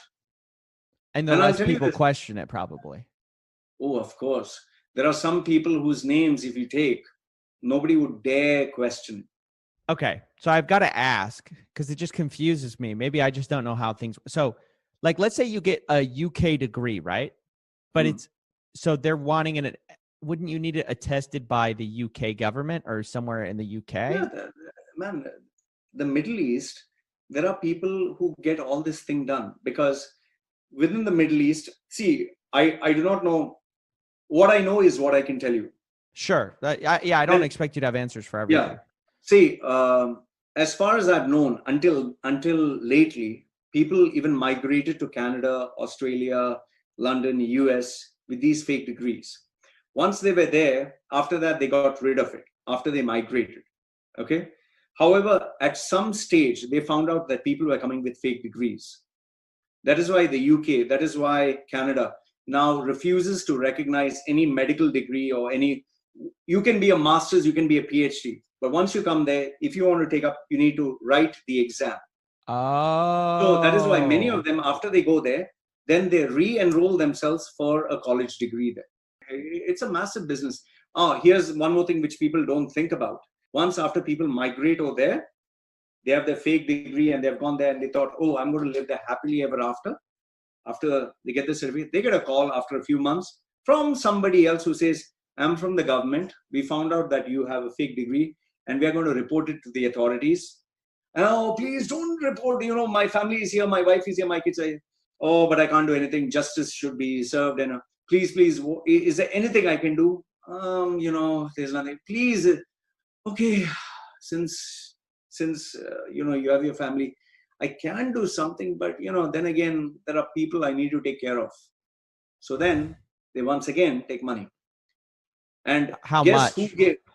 Guess who gave this information? The whole thing, this whole circle can cost anyone from what they put in just $1,000 to $2,000 can go all the way to $20,000 per person.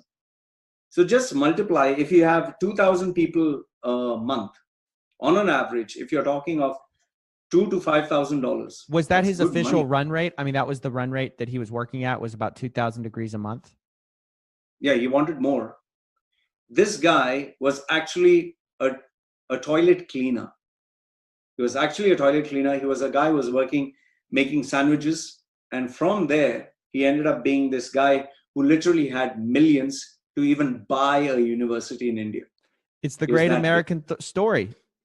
From toilet cleaner to fake degree holder. By the way, 2,000 people paying you $20,000 each. That can't be right. Is that right? Oh my God. No, take it at around, let's say. They're probably not all paying you $20,000. Let's say they're paying you. Take an average of $2,000. 2,000 people paying you $2,000. It's $4 million a month. Mm. Whoa. It's serious money. Okay. Let me surprise you by shocking you the climax of the story. So after we came down, we had a massive fallout. And I told him, see, listen, this whole thing is going to collapse. This whole system is going to collapse if you're going to have branches in Saudi, Qatar, Bahrain, Oman. But he was hyper ambitious and I was adamant. And, I was a hot-blooded guy and our egos clashed until one day when I was sitting in the apartment. I was pretty pissed off with him. We are not talking. The office people found out. So one of them, the senior guy, came to me and said, can I ask you something? He said, yes. Have you ever thought about the fact that you can fall into trouble? He came in the evening to tell me this. I said, what do you mean, me fall in trouble? He's the one who's doing the fake degrees. So he said, you never thought about it, did you? I said, no. Who's putting all the signatures? And I'll tell you, at that time, it's like I froze, literally froze. I said, wait. I'm just signing those papers. He's saying, do you know what you're signing? I said, yeah, he's telling me, man. He's saying, that's what you think. He's saying, he takes your signature on multiple sheets of paper. He takes your email address.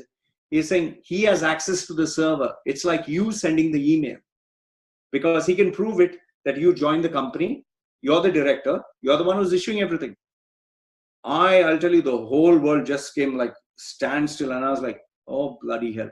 He's saying he can put you behind bars if he wants to. And he can say he didn't know what you were doing. And that is where I got panicked. And that was when I actually sent the email that I sent you. If you check the date, I sent it to the federals, like the FBI you have in the movie, the FBI, the highest levels in UAE. I sent it to the police. I sent it to the CID. I sent it to the FBI, the highest, the federal in Dubai. You figure out you're the fall guy, and you're basically the guy who's going to take the blame for everything. Yeah. And so then you go, okay, well, let me get out in front of this, basically. Yeah. I wanted to come out clean. Okay. Right. So I took photographs, which I've sent it to you. I took photographs at that time of his house, everything else. I prepared a PowerPoint and I gave it to the police. The police said, this is not our jurisdiction, go higher up. So I went to the CID, that is Criminal Investigation Department in the UAE.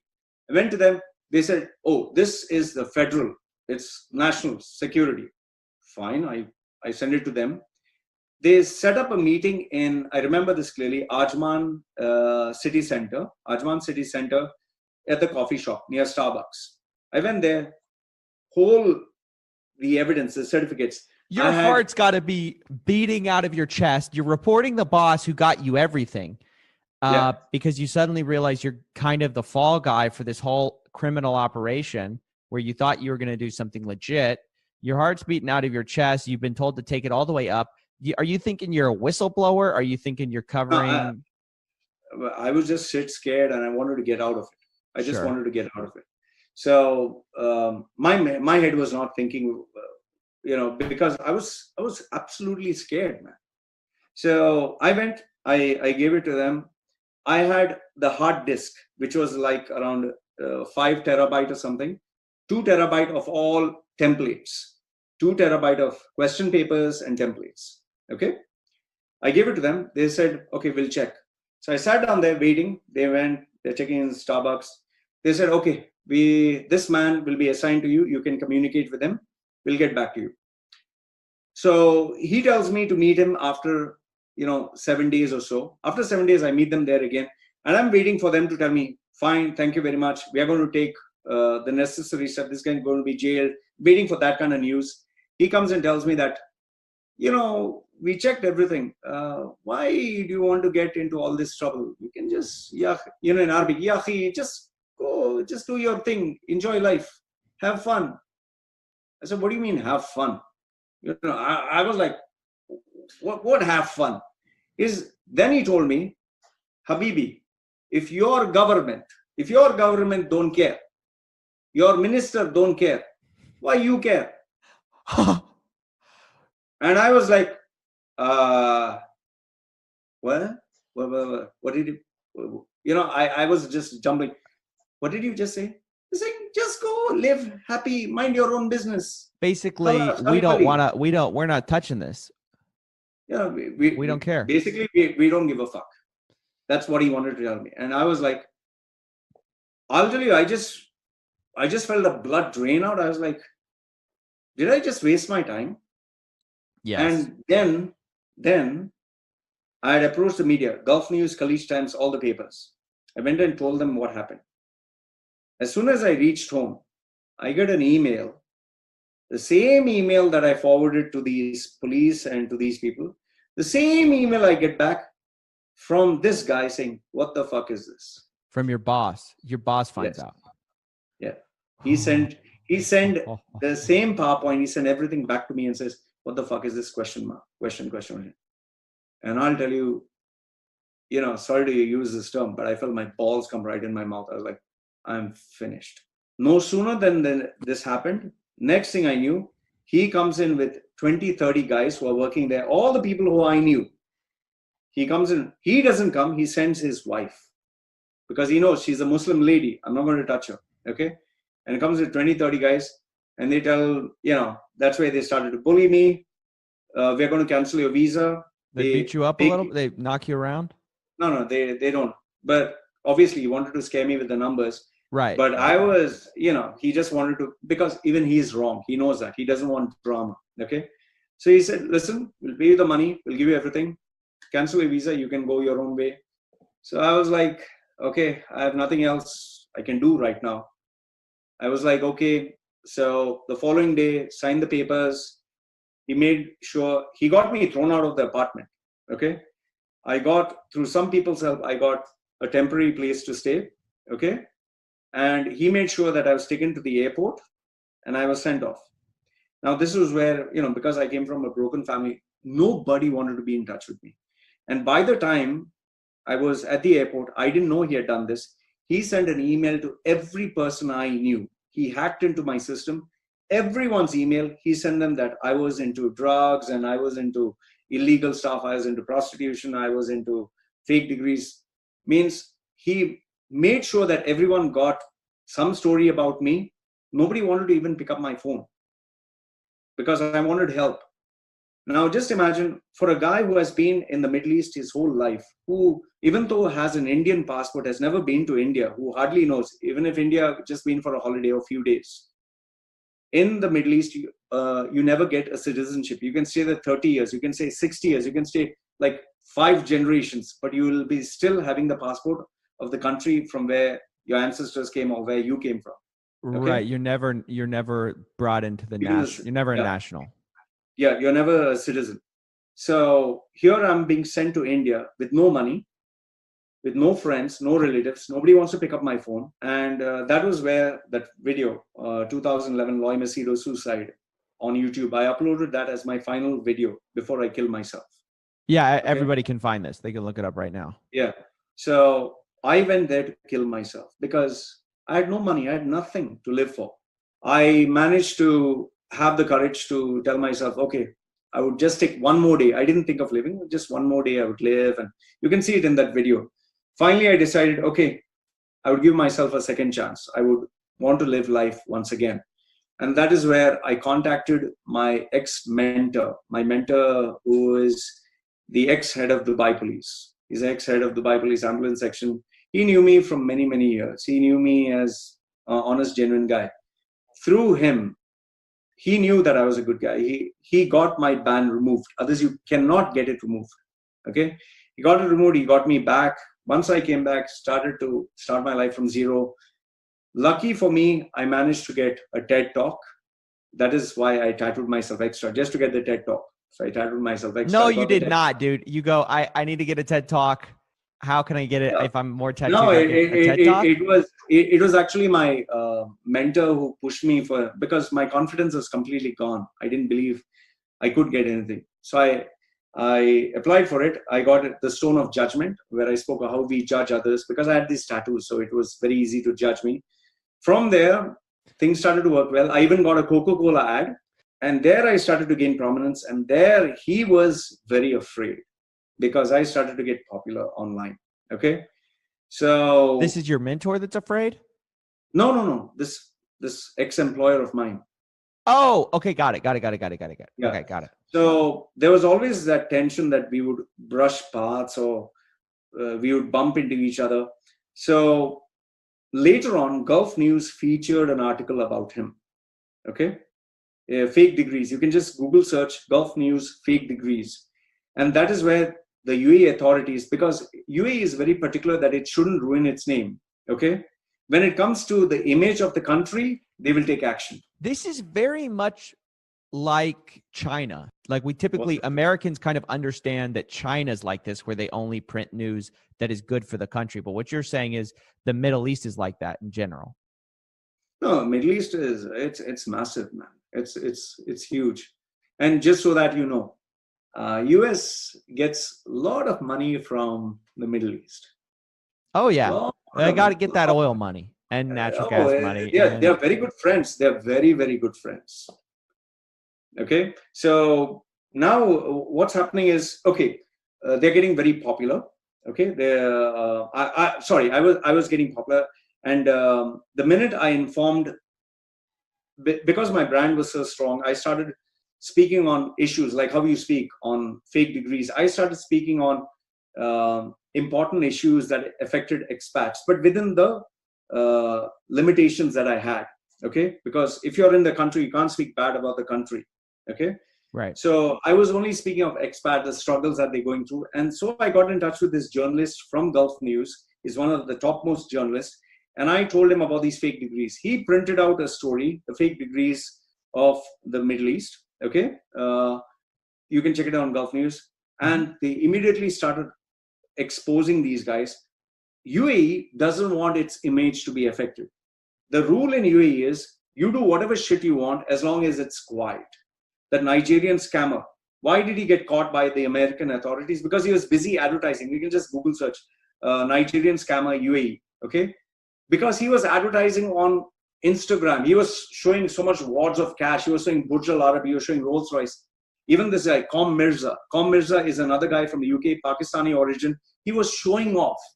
If you show off, you get into trouble. If the name of the country is put down, then you get into trouble. Let me interject real quick. I've got to say this because I think for those of you listening, this can sound all like a story. Guys, I'm going to pull several things up on screen right now, but right here I have in front of me, Gulf News, 143 fake degrees detected last year. But this is pretty funny. Abu Dhabi says the Ministry of Higher Education has never accredited or equalized any fake degree obtained from foreign countries, which is kind of hilarious, right? But then we also have another thing that verifies what you're saying. Fake degree holders get fake calls. Overseas call centers impersonate UAE government officials to extort money. That's what you're talking about, how they call you, say, hey. No, it's massive. It's huge. But what I'm saying is that there's actual news outlets that are talking about this alongside you. So this is verifying what you're saying, in other words. No, it's a big thing that goes on. It goes on multiple levels. You'd not believe the amount of people who are involved in these scams. There are doctors performing surgeries. They are not qualified to do that. In fact, let me blow your brains out by telling you this. A government hospital that was supposed to break even after 10 years broke even within 1.5 years. How I knew? My close friend used to work in that hospital. And do you know how did they break even? 9 years ahead of time. During the meeting, the doctors with the director are sitting down and they are asking, these are the questions they're asking. Which finger can you amputate? If you amputate each finger, if you let the infection spread, we can amputate once more and we can get some more money. Each doctor is given a target. And you are supposed to ensure that you achieve the target. Do you know that so many women in the Middle East... A quota of operations, basically. Do you know this, that if your wife gets pregnant, it costs maybe $1,500 to $2,000 for a natural birth. But if they give you a cesarean, it automatically jumps to almost like 25,000 dirhams. So how much is that? 25,000, 6,000, $7,000. So where is 1,000? Where is $7,000? Guess which one the doctor would love to do. That is why the majority of cases, pregnancy, are all cesarean. And after the baby is born, make sure that the baby is sick. Make sure that the baby is kept in an incubator, because every day you'll have to spend $500 to keep the baby in the incubator. The more sick the baby is, the more the money the hospital makes. So you know that I think people are going to say, I want to continue with this topic of the problem with getting fake degrees. But I got to say this. People are going to say, Loy, you're just bitter because you got kicked out of the country. Why are you coming forward now? You have the fake degree. You've benefited from it. So what incentive? Why are you coming forward? Are you just some great guy? Are you just some wonderful guy? No, on my channel, I don't want to advertise, but on my channel, I keep things as transparent as possible. Okay. The reason I want to bring this out today, the reason I is because I've been seeing what you're doing. Until you tell me, before you started to do this, who was actually doing it? How many people lost their life savings? How many people lost their life savings? A lot. How many people tried? There are people who want to kill themselves, man, because they actually borrowed money and they gave these gurus. I interviewed a family who lost their son. I saw that. I mean, not even want to commit. I mean, they do. People Man, die from this stuff. It's terrible. See, I'm involved today. I can speak about what is happening in the Middle East. In fact, I'm the only person, and obviously because of my face and people see this, they never forget. Okay, but I'm the only guy. And do you know this, that I've got death threats? I've literally got calls telling me, you better be careful because your wife and you are going to fall into trouble. People have threatened my wife. People have threatened me. People have threatened my baby. And people have. So what I'm hearing is you basically feel like the truth needs to get out, and you want the truth to come out. See, until now, I kept all this with me. Because these are memories. These are memories that I've carried with me. And there is no way to get this out. It's only after I saw your channel, I was like, there is someone who is telling the truth. There's someone who's listening to all this. You might as well tell people. I'll tell you where I realize that it's harming people. One is the doctors who are operating and butchering people. That is number one, for business, for money. The second one is someone who has worked very hard throughout his life, and another guy who has faked his way. The student who has worked hard, his dreams are shattered. And he has no other choice other than to say, the only way for me to succeed is for me to go this path, which is wrong. Right. After I left UAE, I realized I'm the only expatriate who left UAE and can make the problems known of people, what they are facing. I'll tell you this, what you're talking about, all these certificates, okay? This will still continue even today. Even if you take all the evidence and you give it to the government and they make a big hue and cry about it. Yeah, well, that's what they're doing. They're saying 143 fake degrees detected last year. If there's 143 detected, how many do you think are given out? Come on, man. Yeah. These big guys. I gave you the profile of that guy. He's still issuing fake degrees. He's still doing it. See, the problem is you have all these guys who get these PhDs, who get right now, at this very moment, there are doctors who are operating on people who are not qualified. It's horrifying. You told me also about pilots. Can you speak about that? That blew my mind. Pakistani pilots are now banned from European countries because they found out Pakistani pilots have all faked their qualification. You don't have to believe a word I say. Just Google search, man. Do you feel like the people at the top are bad people? It's a matter of survival. Well, okay, I agree with that up to a point.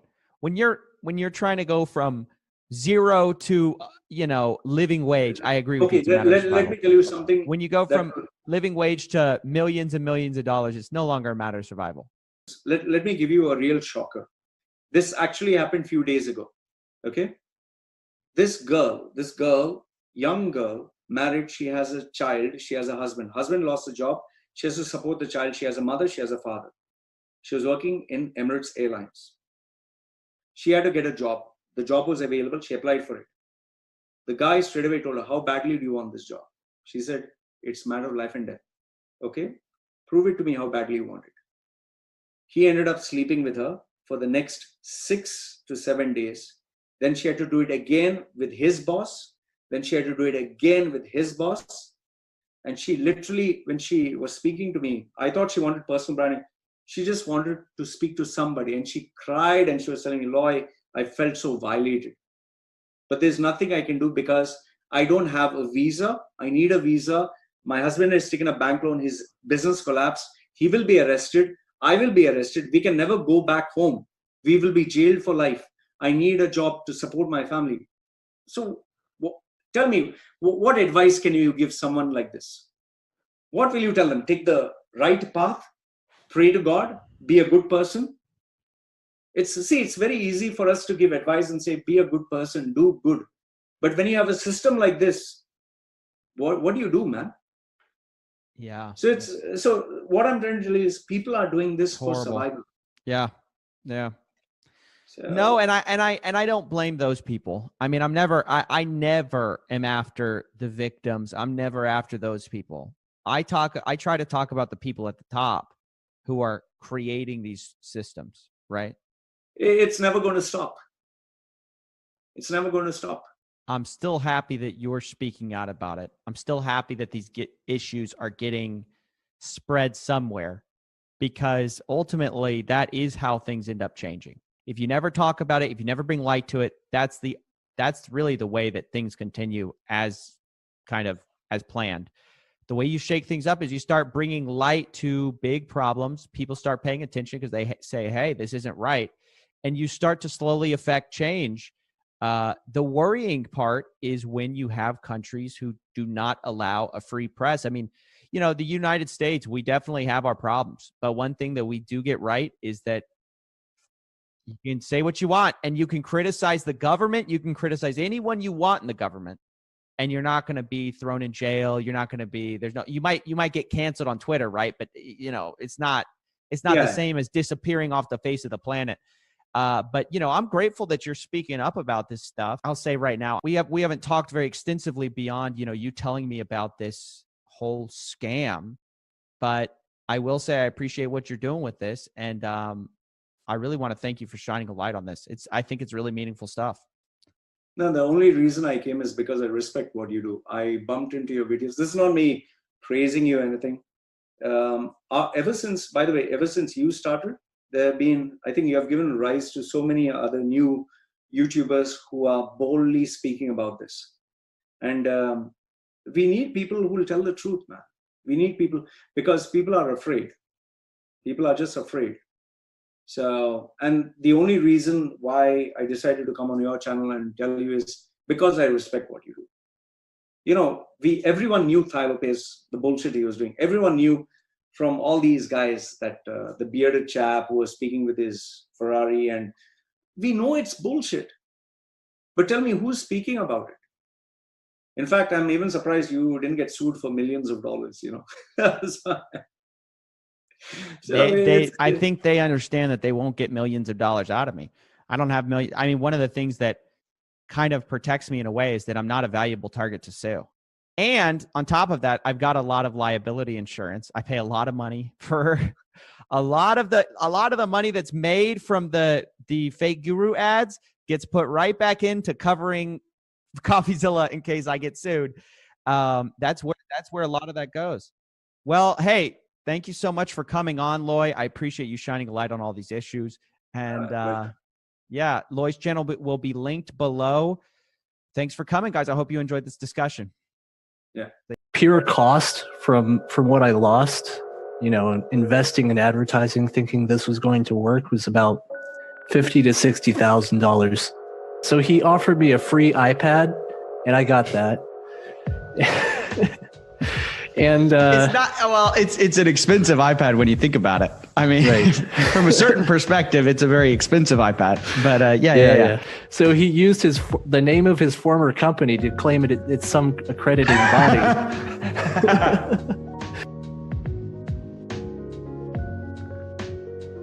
Welcome to Coffeezilla. Today we have Levi, and he wants to talk to you guys about teaching English as a foreign language and how he got scammed by Jimmy Krangler, right? Jimmy Krangle. Jimmy Krangle. Krangler. He is the Krangler. That's a good nickname. Yeah. Sorry about that. So just jump in, Levi. I mean, let's start maybe broad terms. How much, what was the impact of getting involved with Jimmy Krangle, the Krangler? That's a good question. Man, the impact long term, it's hard to say because I lost so much in opportunity cost, but just pure cost from what I lost, investing in advertising, thinking this was going to work, was about $50,000 to $60,000. That's so brutal. That is brutal. I think it's a good cautionary tale. The reason I'm having you on is I often think these are good cautionary tales for anyone who thinks that they have something that feels too good to be true. Yeah. Obviously, you didn't get involved in this thinking that you would lose that amount of money. Walk us through how you got there and how you had that much to begin with. I think that's interesting. I was an English teacher in China for 3.5 years. I started in 2015 in May. Okay. Yeah. And I didn't have much money at the time, but I saved it up over the next 3.5 years teaching. I got better jobs and I got a teaching certificate. So I was a professional teacher and got a job at an international school. And I also made a little bit of that money, about $20,000 from trading cryptocurrency. So at that point in my life, I was like, I'm ready to just move back to the United States. I don't like it here anymore. I don't want to teach and I don't want to be in China.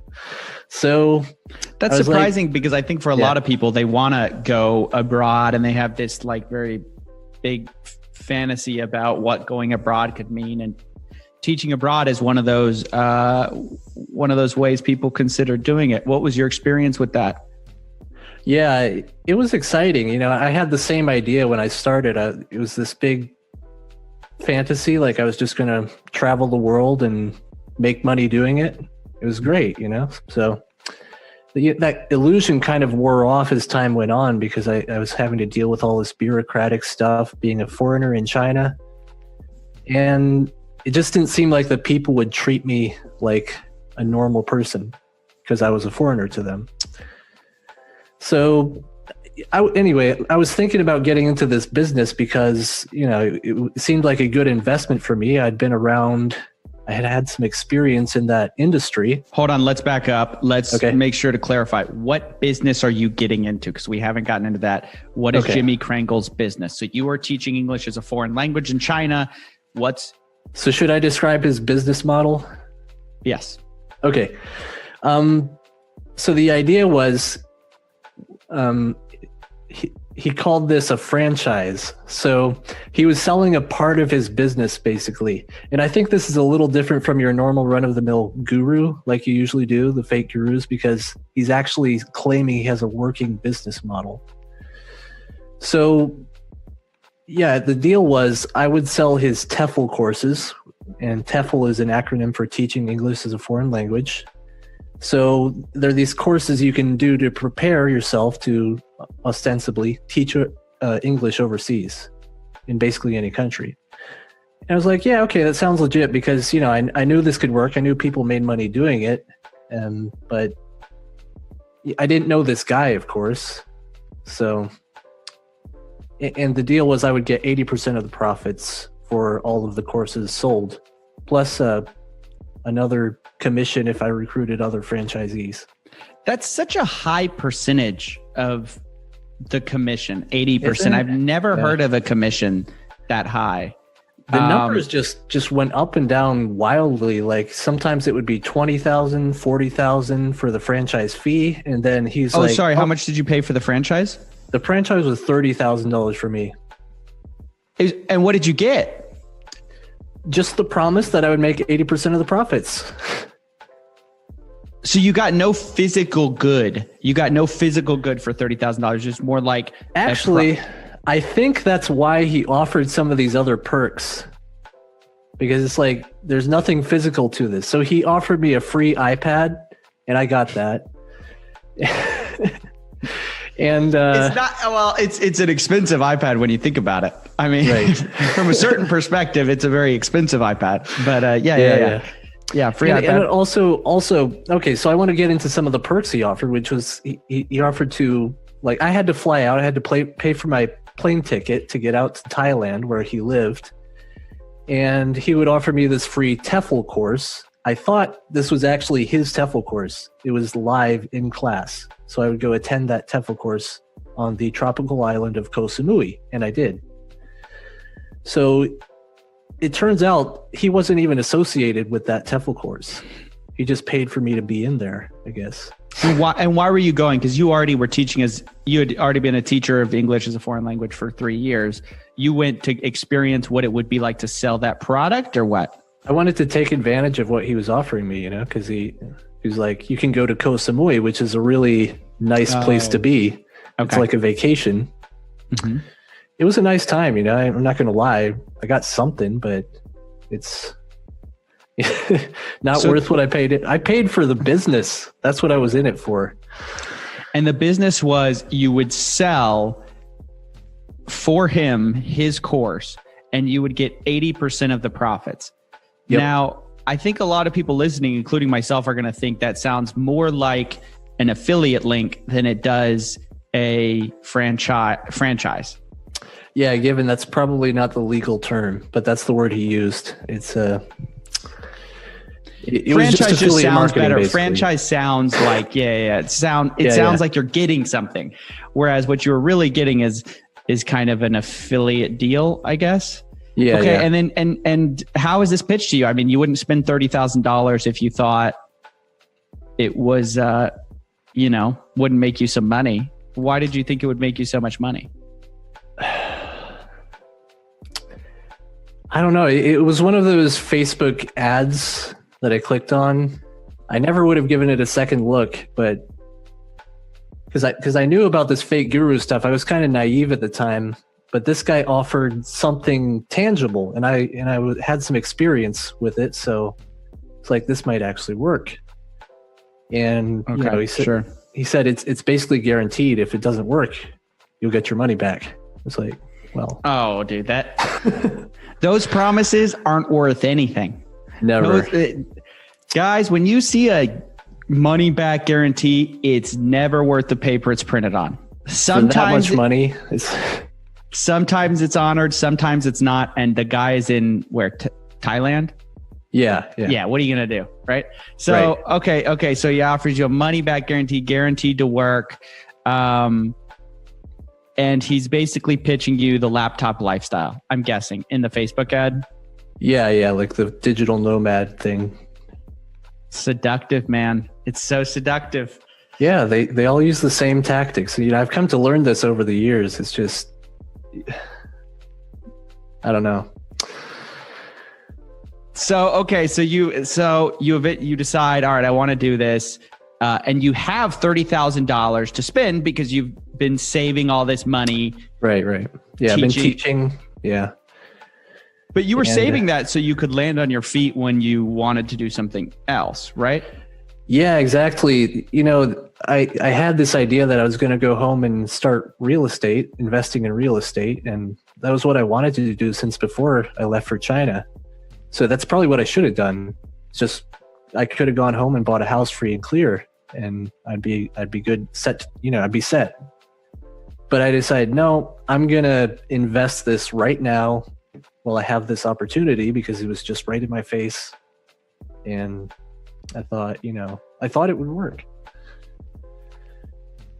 So it would be a good transition for me once I was out of China and living in the U.S. and I didn't really know what to do in the U.S. And I kept having these creeping thoughts like, what if this doesn't work and I have nothing left? And that's essentially what happened when I got back to the U.S.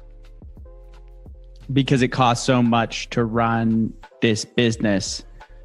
Yeah. How much did you have in savings, if you don't mind me asking, before leaving China or starting this course? And then how much did you have after, if you can ballpark? I calculated it somewhere around $80,000 to $85,000 in savings. That's a lot of money. That's a good job saving. Oh yeah. Yeah. I didn't have any debt when I left, so that really helped. But,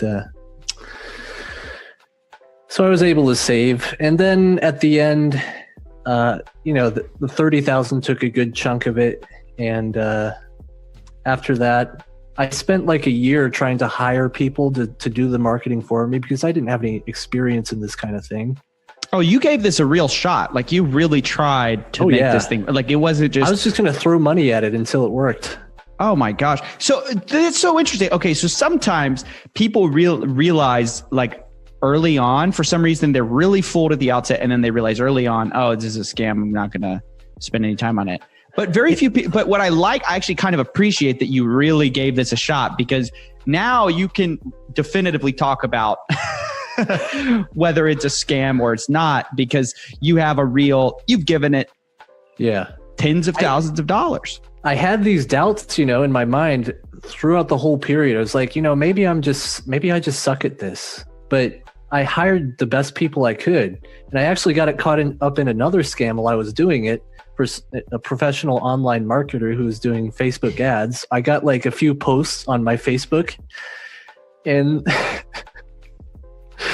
nothing else. That was it. No, Levi. I don't even want to go into that. You need to log off Facebook, dude. I think you need to log off Facebook. I think Facebook's the start of all your troubles. Okay, you know what? You're right. Yeah, you can't believe what you see on Facebook, man. They don't monitor any of that stuff. Wow. I found this guy in Upwork. But okay. Oh, okay. Upwork. So he's an internet marketer, Facebook marketer, whatever. Yeah. And after that, I actually found some guys who were pretty good, and they're the ones who keyed me off that this was all a scam, in a certain way, Did they outright tell you that?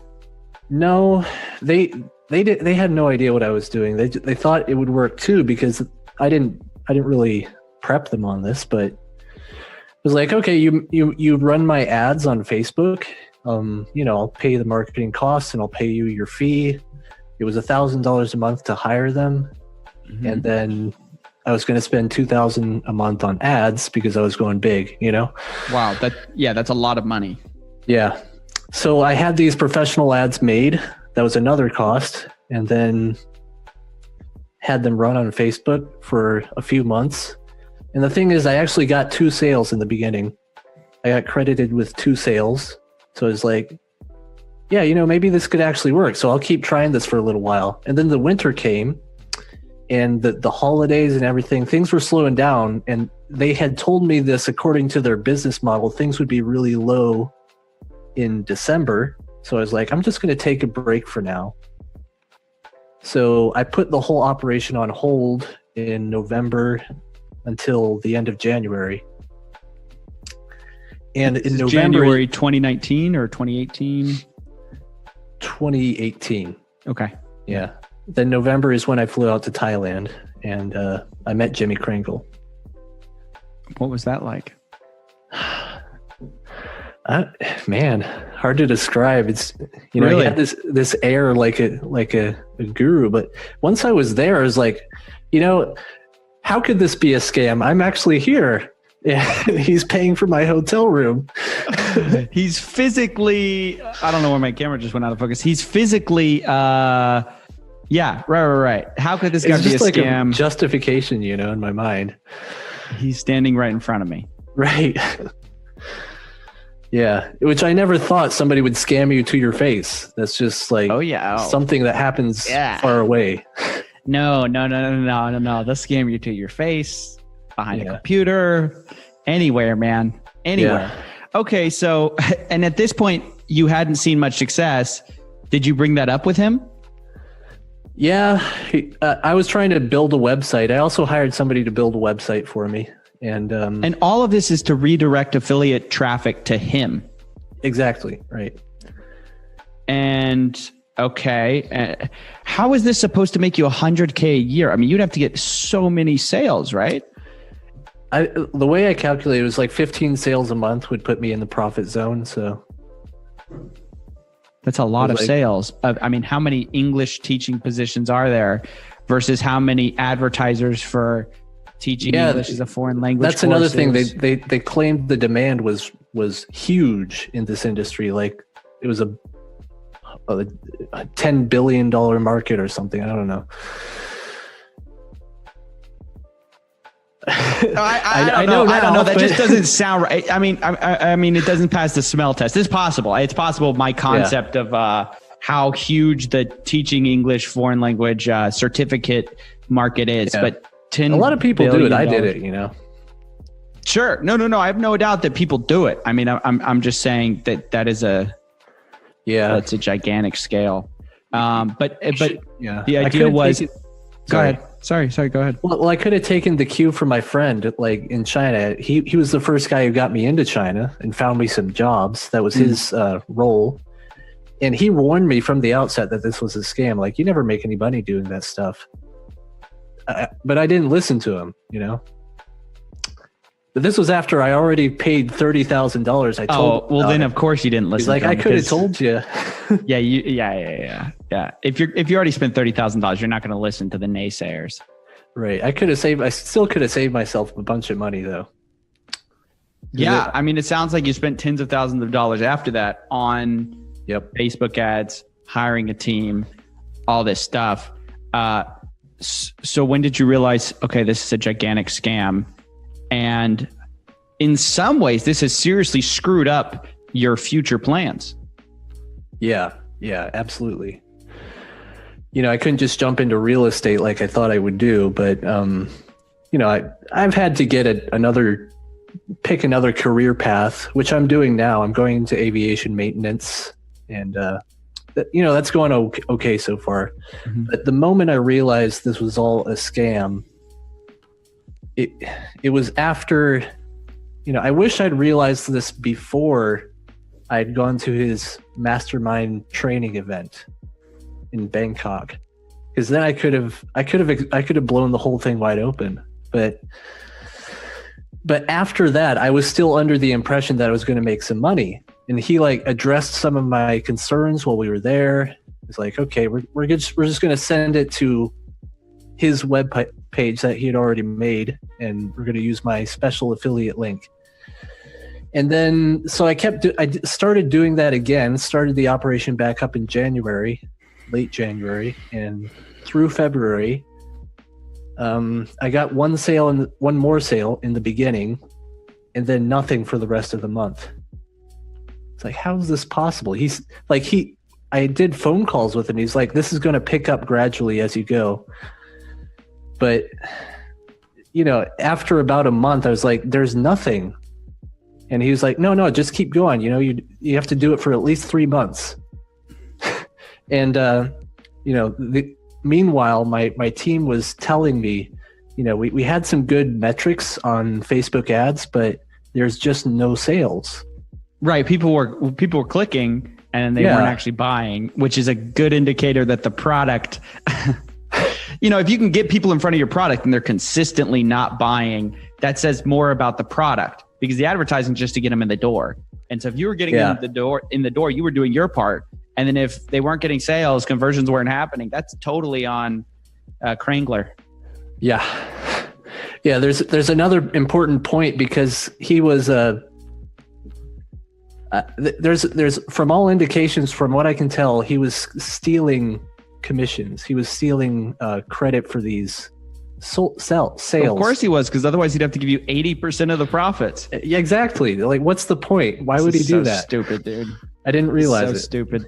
You know, but yeah.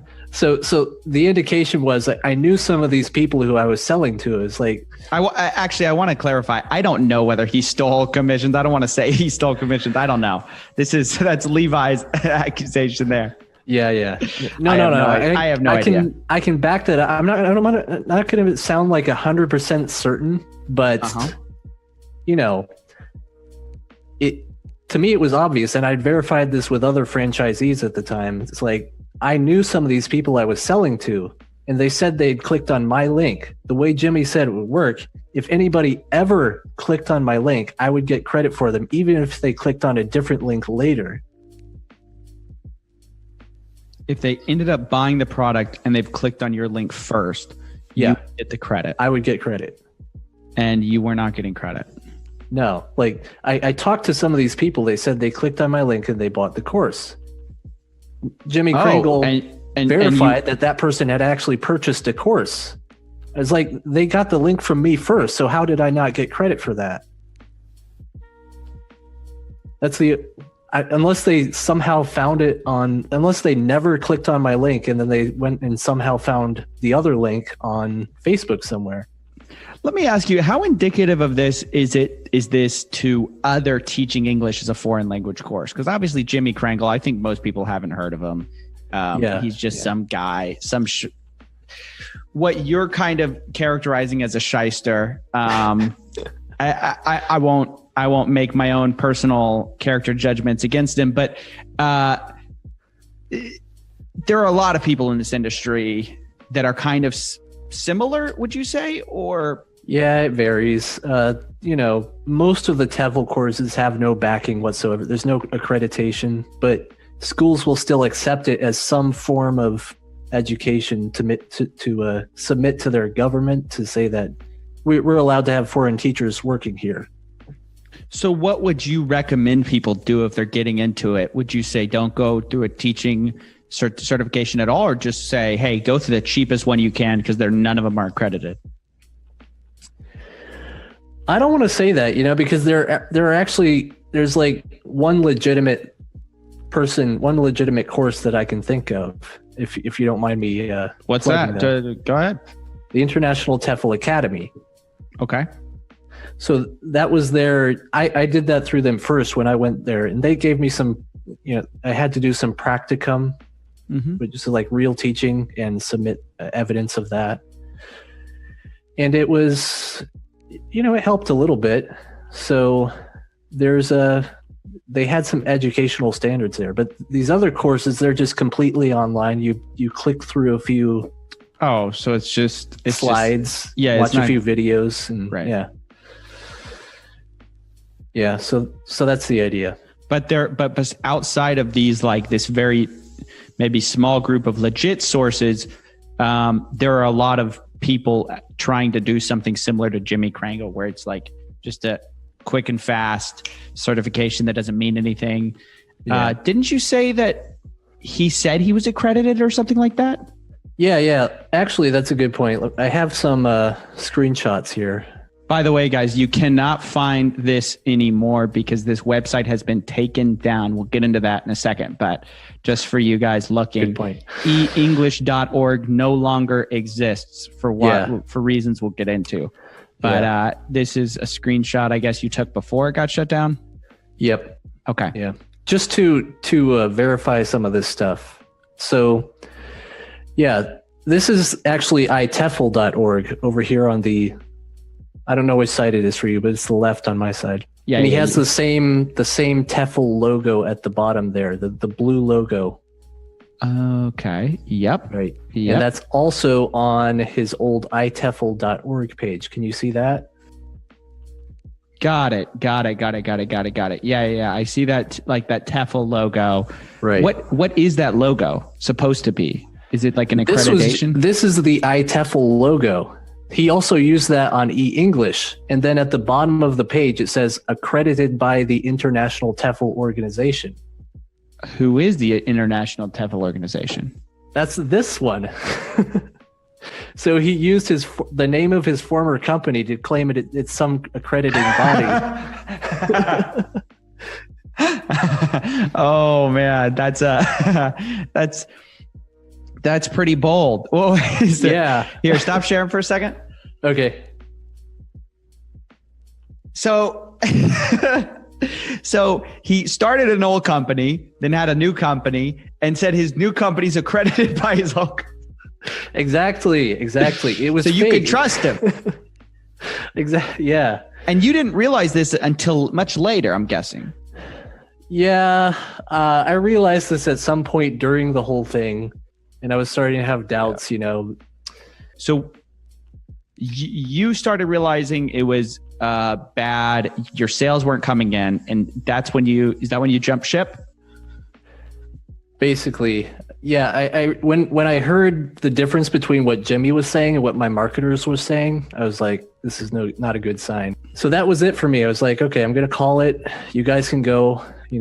No complaints against the marketing, the business that I'd hired. It's just I could tell that this was all Jimmy's fault at that point. You'd kind of gotten hoodwinked by the promise of No, I don't want to say it was all his fault. I'm partially responsible too, of course, but sure. But I mean, mostly Jimmy's fault though, right? Right. He's a scam artist. And so at that point, you get really angry, I'm assuming. Yeah. Really angry. And I emailed him back and I was like, back and forth. I was like, you know about that promise you made me? I mentioned this in our meeting in Bangkok. And he was like, yeah, you'll get it, but you'll have to step away from the franchise. What promise? The money back? The money back guarantee. Okay. Yeah. And he was like, yeah, you'll get that. And then I was like, hey, you know about that thing you said? I was like, how about... It's like, okay, I think I'll cash in on that. Yeah, because you hadn't made any money, so he should give you back your money. Right. And that was the whole deal. You know, if I make less than $50,000 a year in the first year, he said, I'd get my money back. That's what they all say, man. That's what they tell you. That's what they tell you. So you believe it. So that you think, okay, this is risk-free, or it assures you that there's basically no downside. That's the biggest scam in the book. Yeah, okay. And then you try to exercise it. Yeah, exactly. And then he's like, okay, the board is going to have a meeting about this, and we're going to tell you our decision later. What board? I don't know. There was no board. I'm going to go out on a limb here and say that there probably was no board involved. It was probably Jimmy Krangler going up. Do I want to give back $30,000? No. All in favor? Myself. Right. And I got the email back, the response saying, we noted the following. They gave me all of these reasons. Like, what were the reasons? The reasons, it was something like, you didn't try hard enough. We gave you everything and you didn't. And then you didn't do it for 3 months, like we said. There it is. There it is. Right. So I thought you had been working on it for more than 3 months.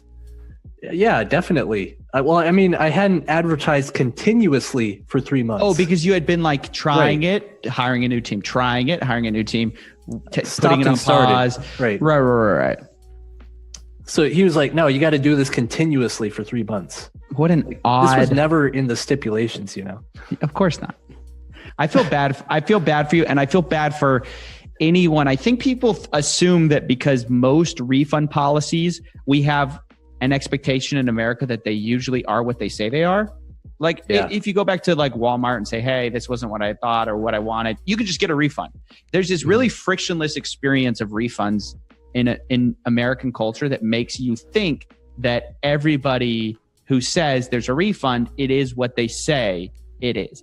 And let me be clear with you guys, it is not what they say it is with a lot of these internet marketers. That's a good point. Yeah. And, you know, I think that's true of the Western world in general, because there were people from England, Australia, all over the place, South Africa, investing in this franchise. So it wasn't just me, you know, but that's good. That's good. You were, hey, you weren't the only one. Well, that's bad actually. We don't want the Krangler getting more. No. Maybe you don't understand how bad it is, because I think this guy probably scammed people out of millions of dollars. I don't know for sure how much it was, but it was definitely more than 20 people. And he said he limited it to 50 in the contract at one time. He's like, we're not going to have any more than 50 franchisees. And in a later video, that's always a lie. That's always a lie. When people say, hey, limited class space, they want it to sound exclusive, but the second the 51st person wants to pay $30,000, I promise you, all those little dreams of a small class size, they disappear. They always do. Look at, well, you don't know him, but there's this guy, Siraj Raval. He was this computer science guy. He said, I'm starting a course. It's going to be 500 people. Lo and behold, he created 2 different Slack groups that were each 500 people large, because he didn't want to tell the other group that he wanted more people in his course to make more money. The greed takes over. You always end up. Yeah, it was in the contract though, and it just doesn't mean anything. Like, it just doesn't mean anything that it's in the contract. We have anyway. Sorry, I'm gonna rant. I'm just trying. Okay. I'm just trying to emphasize how I don't know how brutal this was, because you know, he claimed that there were several times we were watching him over the course of, you know, after I had already given up and I was like now pursuing him basically. and we started this Facebook group, and we were watching him. He said that there were, to be clear, this Facebook group that's like Jimmy Krangle victims or whatever you want to call them. Yes. Okay, go ahead. So we were watching him, and he said a couple of separate times, hurry up, these franchise licenses are going to run out in this November forever. And then he said that again later. Oh, yeah. False scarcity. Yeah, I mean, right. Yeah. The old Dan Locke's prices are going to go up to $10,000 from $2,500 if you don't act now, right? So, yeah. No, I mean, just classic stuff. You know what's interesting is that I hope people who watch this channel on a regular basis start to get the sense that you see the same thing showing up again and again. And I don't think of it as repetitive. I think of it as illustrative of the fact that this industry is not original. Everybody's copying from each other, and all the tactics they use to convince people are the same. They're the same, used in different ways. This like false scarcity thing of like it's about to expire, you got to join now. It's old as time. It's just as old as time. It's what it is. Right. And people kept joining, and eventually we got to the point where we were leaving enough bad reviews online that it was starting to affect his business. He was like, hey, you guys are affecting my business. Like, oh, sorry. And then he offered us a refund. He offered me a refund first, and that was sometime in 2019, June, July, and then contingent on what? Sorry? Contingent on what? Oh. Contingent on the fact that I stop harassing him online. Stop or delete your previous post as well? Well, I wasn't going to delete my previous post. At that point, I was past that. So he had already asked for that at one point. Like, I'm going to sue you for libel and defamation if you don't take this down. The first time I took it down. The second time I was like, no, you just got to make good. You have no idea. How much have you watched of Coffeezilla? Just like one or two videos, or like just like half a video? Probably 5 or 6 videos. Okay. Well, it's just funny to me that because he's checking every box right now. You have no idea how funny this is, because every guru, as soon as they start getting bad reviews, their first option is like, oh, cease and desist letter. I'm going to sue you for libel and slander. Exactly. Okay. Yeah. Yeah, and then he signs off the email in plain text, like, I am a lawyer. Yeah. Right? No, he didn't say that literally, but like, he's like, this name lawyer, plain text. There's nothing, there's no logo there. There's no company that I can check or verify. And it has an @english.org email address. All right. So after that, he promised that by October I would get all of the money back. I mean, that wasn't a part of the, he signed an agreement, like a settlement agreement, he called it. And I was supposed to stop defaming him online and stuff. And then it was like $250 a month. He made me 2 payments of $500 bi-monthly. And then by October, the 3rd payment was due. He was late on the first payment, but, and then in October, he was like, okay, because you're so upset, I'm going to give you all your money back in October. It was like, okay, I'll accept that, because I have to wait. I can't just not wait and see what happens. I have no other option. So right. He's got you. He's totally got you. Yeah. And then, a few days before the due date comes around, he's like, because you contacted one of my franchisees and something or whatever, he's like, I'm not going to pay you. He's like, how predictable. And that was the point at which I gave up on it, but on getting a refund, emotionally I was like, this is over. Yeah. Yeah. But later we, as a group, we collectively started, pushing back, trying to expose this guy online for what he is. We're just telling our story, he can't stop us from doing that. Right. And, there were so many of us, so it had a real impact. And he's like, okay, I'm going to pay you back all of your money. You just got to stop. And that was like $287,000 that he owed us. Oh, just in this group that had voluntarily joined the group. Right. He said he's going to pay all of these people back. By the way, this isn't the number of people who have gotten scammed collectively. This is just the number of people who have been found that like voluntarily joined this group. Okay. Exactly. That's a lot of money. Yeah, because I know people who were not in the group. They would not join because they're like, maybe I could make 1 or 2 sales here and there and make some of it back. So, you know, I was like, it's your choice, man. Later they would come back and say, hey, you were right about this guy. So that's what happened, you know. He promised he would pay us all back. There were 14 of us who were included in this agreement, and it was $287,000. We argued a bit about the terms, like when should it start, and we settled on February.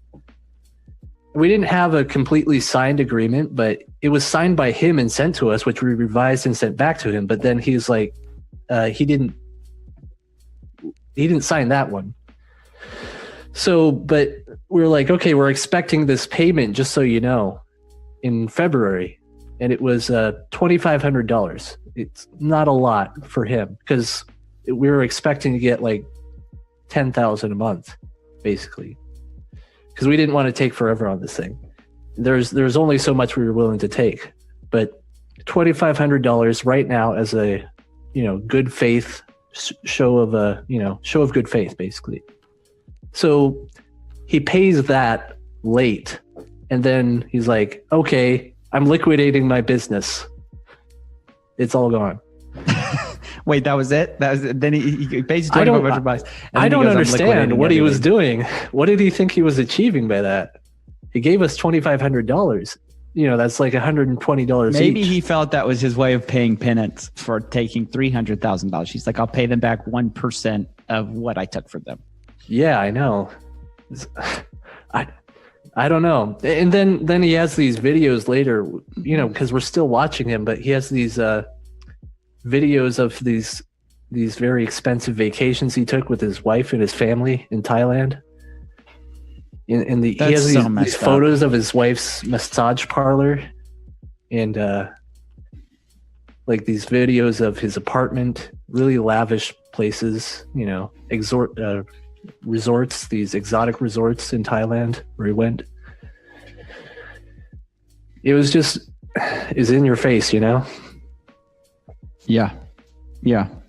Of him using the money you gave him to go lavishly spend it. Mm-hmm. I mean, what can you do though? Like the guy does not live in America. Even if he did, getting your money back, even from people in America, is extremely tough. Just people don't understand that contracts aren't worth what you think they're worth. Money back guarantees aren't worth what you think you're worth. What matters is who holds the money. And when you hand that money over to someone else, they've got you. They have got you. But okay, so let's start wrapping this up. So because I think we've run the gamut of you getting involved, you losing all this money, you sort of waking up, you trying to get your money back, unable to get your money back. Jimmy Kringle sort of just disappears into the smoke. And I guess, what are you taking away from this? That, I mean, obviously there's no way to get your money back, but how have you sort of, obviously you're speaking out to try to help other people, but what else are you trying to do? What else have you learned? You know, I've learned not to trust somebody. I saw this quote. It was like from Aristotle or something, but don't trust a man who urges an action for which he takes no risk. So that is he took no part in this. Yeah, he took no risk in this. So there is no reason that he should honor his agreements. You know, I can't believe I couldn't see it earlier. I felt so dumb. I was like, okay, now I know, and I've you know, I can see through all of this stuff now. I feel like this is never going to happen again. That's for sure. But I just feel it's really important for people to know that this kind of thing happens. It's not just these fake gurus who promise you're going to learn something from them that will make you $1 million. some people actually claim they have a working business model that can make you rich right now. Fake gurus do that. Kevin. Yeah. Oh, Kevin, we'll have to mute that. We have Voldemort says that Amazon FBA is the working business model that's so easy, so future-proof, so perfect that you should get involved.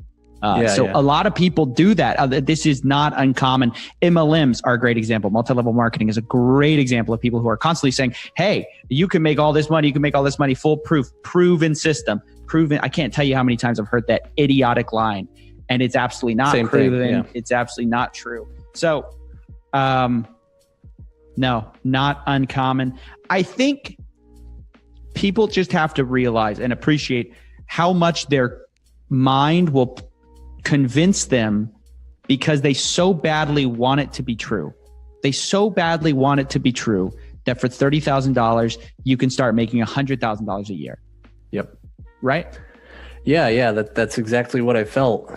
And I think it's important for people to just be aware of the scale of this thing and all of the things, because there's so many gurus out there. This guy is not even known in the West, and he scammed people out of probably over $1 million. I can't say for sure, but he's such a good point. That's such a good point. Okay. If you thought, like I did when you first heard the story, who's Jimmy Krangle? Well, richer than me or you, that's who Jimmy Krangle is. And we don't even know about, he's not even a big guru. If that guy is making this amount of money by, over-promising, under-delivering, whatever you want to call it, scamming people, as you said, what are these big gurus doing? What are these gurus who they're brand names almost at this point, right? What are the Dan Locks of the world doing? What are the Voldemorts of the world doing in terms of numbers, in terms of number of people that maybe don't get what they're promised? Mm-hmm. Yeah, I want people to be aware of this because you can get sucked in so easy. And it has profound implications on your life. $80,000 is no joke. It's caused you to get a new career, have to change your career. It's, affected everything, right? Yeah. I was determined to make it because at the time when I moved back to the US, I was like, I got to go stay with my grandparents again, just so I can, find my footing. At that point, that's when the business failed and I realized what I was involved in. It's like, I'm going to have to stay here forever. I was like, there's no way. So, I'm 30 years old. I need to get out and get on my own. So I was living in poverty for a few months. I got a cheap apartment and bought a car because I was back in the US. I had to get everything set up again. And I started going to school and working part-time just to make enough money. And fortunately, I've been able to make enough money to support myself. So, things are turning around, I want to say, because 2018 and 19 was a big downward slide and from the top to the bottom, just straight down. Well, so, I love your attitude. I think you have a really good attitude for the hand you've been dealt. And it's clear to me that, given your work ethic, you're gonna eventually rise back up. But people do have to appreciate, the amount of years it sets you back in terms of where you were, where you are now, what your abilities are now, because you just don't have the money that you did, because you spent it all on this guy. So I think that about covers it. I don't want to rehash too much. I think those are some good final thoughts from you, Levi. Thank you so much, seriously, for coming on the show. People, it is not easy to talk about losing $50,000 on the internet to thousands, tens of thousands of people. So please show some love to Levi in the comment section. If you have a similar story you'd like to share, get it out there. I'm telling you guys, this makes a difference.